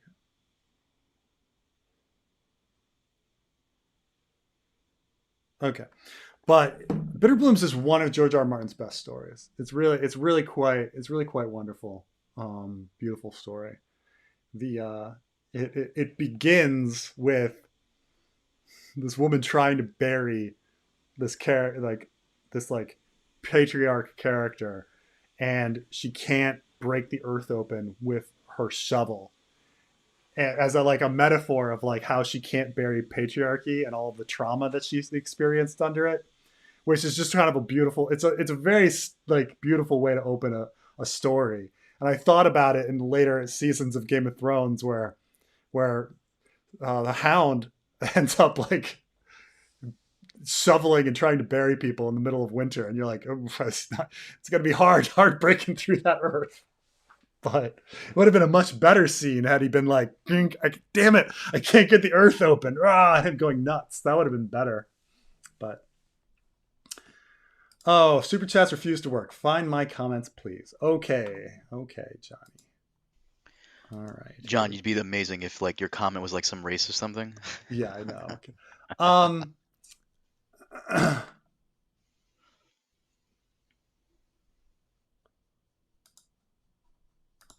Do you know President Sunday? He's similarly detail obsessed lefty polysaga on YouTube. I think you'd have most interesting conversations. I'll take a look. Let's see here. President's Sunday. It's funny because that makes me think of. So I've got a kid Wait, and stuff. wasn't President Sunday at the Jan 6 insurrection and took a shit on Pelosi's desk? Was that President's Sunday? Oh, no, sorry. It was Vice President Monday. My bad. Wrong guy. Continue. I'm sorry. Just be an asshole. Oh, the uh the okay, interesting stuff. The huh. He's got some long videos I'll have to watch sometime. But the it makes me think of King Friday and Queen Saturday, characters from Mr. Rogers' Neighborhood, because there's a show now called Daniel Tiger's Neighborhood, and like Prince Tuesday and Prince Wednesday and King Friday and all these characters. President Sunday. Okay, yeah, no, I'll check him out. Check him out. Doop doo, doop doo. Okay. How far down am I?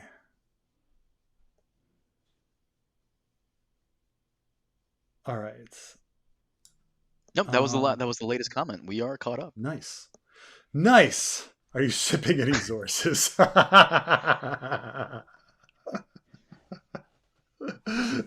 Is this Nick Fuentes equals Rhaegar? What is this? What is? We were talking about like someone was saying who's worse, Tate or Fuentes. Oh,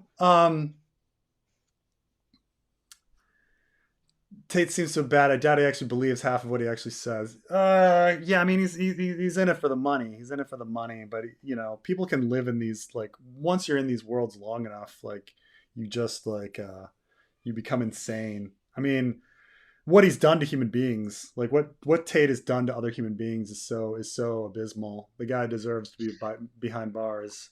He's Actually, may I present a spicy hot supernova take on Andrew Tate? okay. I think we all, and you know this very well, I won't go into detail, we all learn the hard way when it comes to dating women. And the stuff that Andrew Tate is telling you to do, some guys just do that without ever watching him and taking that advice. You know, Hmm. some of the, we all, as men, as boys growing up, we all do stupid shit to our girlfriends in fucking high school because we're stupid and Hmm. assholes, and you know we have barbarian brains. Yeah. I think Tate is necessary in a sense where he's giving this advice and young men are following it. It speeds up your development because you take his advice, you're going to get burned, but it's better to get burned now than burn later. You better learn now than learn later. I mean, Necessary evil? yeah. It's not that I don't understand on a very surface level, like Tate's mindset and why he appeals to men. Like, certainly there's, like, for a lot of men, like, let's say you go through your high school insecurity and maybe you get to like college age and you're finally starting to get some confidence, and you say you get a bunch of bro friends, and like bro friends, you know, they're good in some sense. Like, say a girl breaks your heart and your bro friends will be like, fuck her, man. Let's go out and like bang somebody else. Like, you know, that can be helpful. Like, I'm not doubting that, like, bro friends, like, dude, that girl, she sucks anyway, man. You know, like, it's not like you Mm. don't understand like the support of like bro friends and stuff like that, and how you know. But at the same time, you get past, say, age 20, like, you know, and even then, like, if you're 20 and girls are insecure too, boys are insecure, if you fake confidence in an Andrew Tate way, that may appeal to some insecure girls. Obviously, Andrew Tate himself was able to pull in and rope in women. Um, but it's just like, in the long term, it's just like a very horrible, toxic, fundamentally flawed, Oh, fundamentally way to 100 make yourself miserable way of thinking about the world. hundred Um, percent. Like every advice he gives out, like most of the men who have followed it, there are guys online who have actually had yeah, experiences where they follow his advice and it burns up in their face. yeah, Good. Good. yeah, Live and learn, motherfucker. Live and learn. yeah. Unfortunately, there's some unfortunate woman who has to bear the brunt of that. But I like he's not going to go away. Unfortunately, he's just not Yeah, going to go away. I would rather it's him be banned from everything like Alex Jones, but yeah. I mean, it's just it's one of those things like do you really want what you want? You know, mm, like oh yeah, I want a woman that like cooks me dinner and like, trad wife. yeah. And you're like, do you really want that? Do you really want someone that like you can't connect with and can't respect as an equal, who's not like a partner with you like in life in this like lonely world Mm. where like where we're all searching for some other human being to connect with? You'd rather have like some subservient slave than like an actual equal that you can like um understand, who understands you like as two peers, like do you really want the Andrew Tate life? And I think like an unthinking 16 to 20-year-old might think, oh well, like society seems to praise like banging bitches and being the alpha male or whatever, and they think that's what they want. But Sir, this guy, Sir Patchen, has a great take. Men that lose their hair in their teens never seem to take it well. yeah, it's true. It's true. Let me add one more. Let me add an addendum to that because I don't want people to think little differently. The reason I think Tate is a necessary evil because not only does it force guys to make these bad decisions and grow from it, because they will be making these bad decisions from Tate's advice and they will get burned. Better now than later. But also, women need to listen to his shit because most women, 99% of women, are repulsed by Andrew Tate's bullshit. Ladies, learn from what he's saying, and if you see that in a man, there's your cue to run. Hmm. So the Yeah, enemy is showing you his hand. yeah, See yeah. it. But Carmen and I were talking about this like the other day, actually. I think like when we're young and we're insecure and we don't want to be, there's the old saying, Groucho Marx said that I'd never be part of a club that would have me as a member. Like Mm. we're all insecure, and so somebody that hates me like must be of value, and therefore I want like their affection and their like affirmation. And I think a lot of people like approach relationships like that when they're young. It's really bad. Like I used to love bitchy girls. I used to love bitchy girls that treated me like crap. Loved them. Loved them. Oh my god. Um, I never thought you'd say that out loud. When you first told, because you told me, I remember you told me this back in like 2016, 2017. I was like, what? You? What the fuck? oh You yeah. don't seem like that guy that likes to get pushed over. Oh, I loved it. Loved it because I was just like, oh, they're a challenge. They're a challenge. They excite me. So dumb. So dumb. And I want to say like I was like young as like no, I was like all the way up until like age 30. Like I was like, oh my God, I was so dumb. Yeah. But yeah, yeah. Well, as far as we know, neither the Blacks nor the Greens offered a betrothal to House Martell when trying to gain their support during the dance. Were they afraid of giving the Martells dragons? Um, Now, I having done that overanalyzing, like, and I've put a lot of thought into um, the political situations at the time, and I'll tell you this: fundamentally, I don't think George thought about it. I think George just had shit happen and didn't think it through, especially around this kind of stuff. Um, like somebody asked me like fundamentally like why would Aegon be getting married to Helena? I've come up with some like explanations that are possible in my videos. I don't believe any of them. I believe that George wasn't thinking about it and was just like, yeah, Aegon get married to Helena. Move on. Um, Absolutely, they like both sides should have been courting Dorne. Of course they should have. Of course they should have. Of course they should have been courting Jane Eyre and Cregan Stark, who were like, why? Like, it doesn't make any sense that they weren't. It doesn't make any sense. Like Helena was of an age, like a marrying age with Cregan Stark, and Aegon with Jane Eyre. Like, of course, or whatever's going on in Dorne. Like, of course they should have been doing this shit. Of course. Nope, nothing. Nothing. So George wasn't thinking about it. He was phoning it in. Now, if we want like a headcanon like explanation um on why they weren't doing it, I guess the Hightowers like just saw the Dornish as not worth it, and the Hightowers were in control of the Greens, and like Otto's like racism or whatever against them kept that out. And meanwhile, on the black side, they just didn't have enough people to betroth fast enough. I mean, they should have done it with like baby Aegon or Aegon the Third or Viserys the Second. You know, I mean, doing the double marriage of Jason Luke to Rhaena and Bela is dumb. That was really dumb. Like just do one. You don't need to do both. I understand. Maybe you want dragon riding kids and you're so interested in your genes, you know, but politically it's just such a mistake. It's just such a mistake. Like, why are you not making alliances? Oh my God, you're so dumb. Like, you've got all these kids. I've got these claws and I don't know how to kill this bunny, you know, like I'm slapping this bunny around. I don't know how to kill this bunny. Like, neither side, neither the Greens nor the Blacks knew how to win the fucking war. They're so dumb. They're so dumb. Just you know, secure your throne. Then you can worry about the freaking genetics of dragons, okay?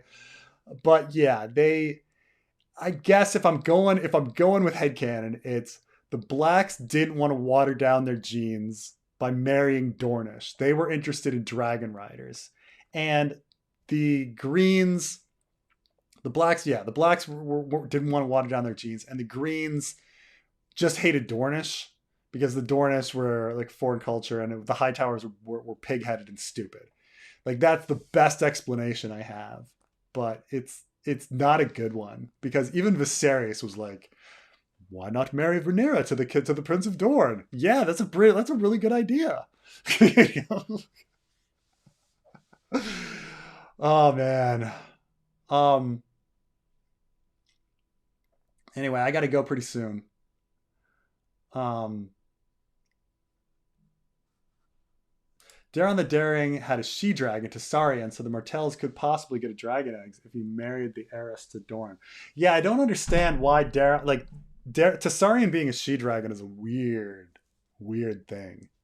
Like, why would this fairly young dragon have already like laid eggs? And did she do it in... That's the only reason. Like, I can't think of any other reason why people would think that a dragon is a she-dragon. Like, you know... You could maybe say like, oh, what about the rider? You know, because Meleys is a she-dragon, female rider. Vagar's original rider was female dragon. You know, Dreamfire, original rider, female. But then you get to Tessarion, and it's like, Daeron's male. That's not the reason. Okay, did it lay eggs? We don't know. We'd never hear about any eggs. How did it lay eggs? Or maybe one day they just saw a male dragon bone in it, and they're like, Tessarion must be the female. You know, I don't know. But it's I guess it has to be the eggs thing. But you're absolutely correct that Daeron should have been married to a Martell to pull the Martells in, or Jane Eyre and the war. And they didn't do that because they're stupid. Because they're really, really stupid. Oh, I figure out the super chat. My IQ will be okay. LOL. Loki gave me a lot of super chats today. Oh, here we go. Holy fuck, I made it. Keep in mind, there are also a lot of Germans who didn't know that Hitler was going to throw out the German Constitution. Of course, we're back in the morality of the time. Do you think Bloodraven orchestrated Bran's birth? I do, or at least the Children of the Forest. I do believe that that Bran's birth is orchestrated. I think that like everything going on with Rhaegar and the prophecies and everything that he's receiving is really just to get Brandon Stark out of the way so that Ned can marry Kat. You know, that they saw it. Trying to figure out Jeff. Preston, how do I add messages to the super chat? Okay, gotcha, man. One more question on Dollarization. Is it possible for the world to drop the US dollar? One of the arguments I hear is that there is no other dollar to replace it. Most economists believe that every economy should have its own currency. And that way you have both the use of monetary policy and fiscal policy in dealing with your economic problems. So the euro is actually something that many economists were against. It's only that the transaction costs of changing currency was a lot. Now those transaction costs are fairly gone as things are electronic. But the idea is that if you have a economy like Greece that is not doing well and has a lot of debt, the great thing about devaluing their currency is that the debt decreases and their exports become competitive, and then cheap goods, and then Greece's economy begins to recover because everybody's buying Greek stuff. But because they have the euro and they're in the same economy as Finland and stuff like that, they don't have those opportunities. They can't change the value of their currency. It just doesn't, there's not that sort of things to fix trade deficits and economic problems and deal with debt. So, is it possible for the world to drop the US dollar? Absolutely. There's no reason that, the reason that people use the US dollar as a peg is because they're scared about inflation. In various places to get runaway hyperinflation, and so they'll peg to the dollar to try to control that. But there's no reason that they need to do that. They can all have something else they could float to not cause the inflation. So you can peg to the euro. Some countries do peg to the euro. A lot of African countries peg to the euro, but that's essentially it. Oh yeah, and here it is. Sorry, Loki. But yeah, there's and again, it's not even something that would necessarily like hurt America at all if people like switched from the dollar. But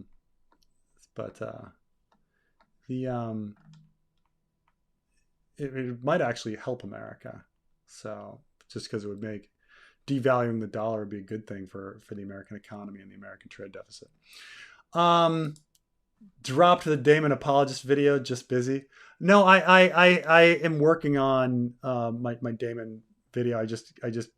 It was like I got like a quarter done, and then I got busy. But no, there's definitely the Damon the hero video is definitely happening. I have a fucking baller intro to it, so I can't not. Let me see if I can. I've got a baller intro to it. Oh my god, I fucking love it. Carmine, you there? You gonna watch my baller intro to? If I can pull it up. To your Damon apologist video? Oh yeah, that's fucking great. It's gonna load up. Let me see if there. Oh my god, it's so good. Let's see here. It's not. Is it under overanalyzing? Where did I put it? I've gotta find it for a second. Damon the hero.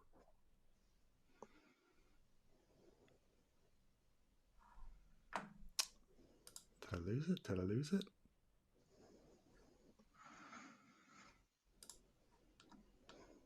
Oh, I hope I didn't lose it. I have to open all these up.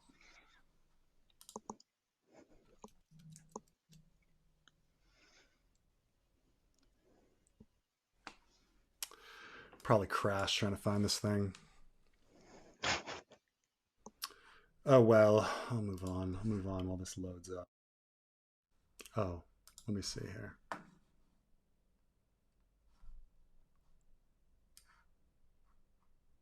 Oh yeah, no, I got it. Found it. Oh my god. Let me see if I can. See if I can get. Okay. Move me to the side for a second. Okay. It's fucking baller. Okay. We got this here. Okay, here we go.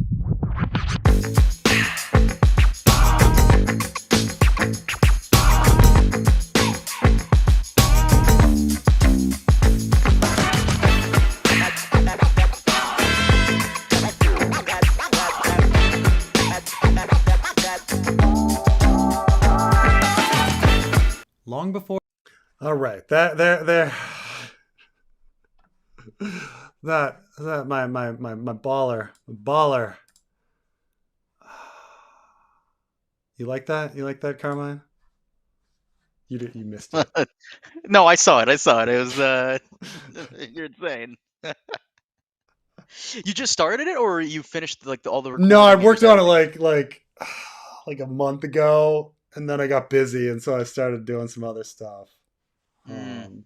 Yeah, yeah. So, um, and so it's just there, like so many other things like came to pass. So I'm just like, oh fuck. Okay. Maybe Daron was trans, and that's why Alicent refuses to mention him. You know, maybe. That'd be something. There's nothing about like Daron in story. He's like the most nothing character. Um, you got L physics takes. Love D. I love Dick Gun Soul. Okay.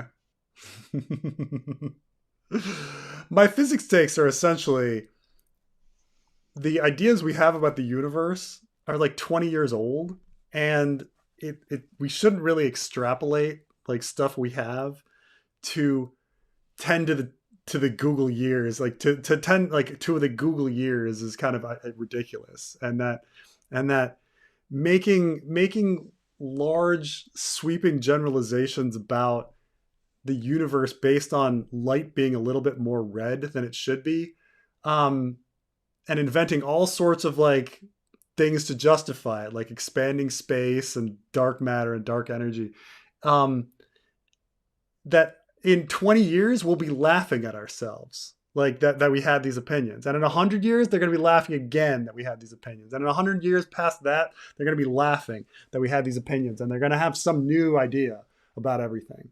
That the chances of us knowing right now how things function and work don't just don't like it's just not likely. Like I'm just going on the probabilities. Okay, going on the probabilities that we're correct right now. No, I don't think we are. And so just not to get anxiety about it, because some people do have really serious anxiety about like knowing that or thinking that the universe is going to end in a heat death. But can you make the last line of a fanfic be a Dragon D's nuts joke? Nah, probably not. Probably not. Um, Which chapter was it where you put "This is the way"? that was in the Bravo. Yeah, that was in the Bravo. Okay, that okay. I saw so much feedback on that of people saying, "Ew, it took me out of it." So I don't know about like I mean, it's literally from the 70s. Like it's so like it's from so many people attribute it decades to a before like Mandalorian. Mandalorian. Like Mm. I can't even like address that. And it'll be, whatever. Like I can't like as if as if the Mandalorian invented Taoism, like the way like what? Oh well. Oh well. Okay, guys, I need to go, but thank you everyone. And I'll talk to you guys soon. Okay, bye.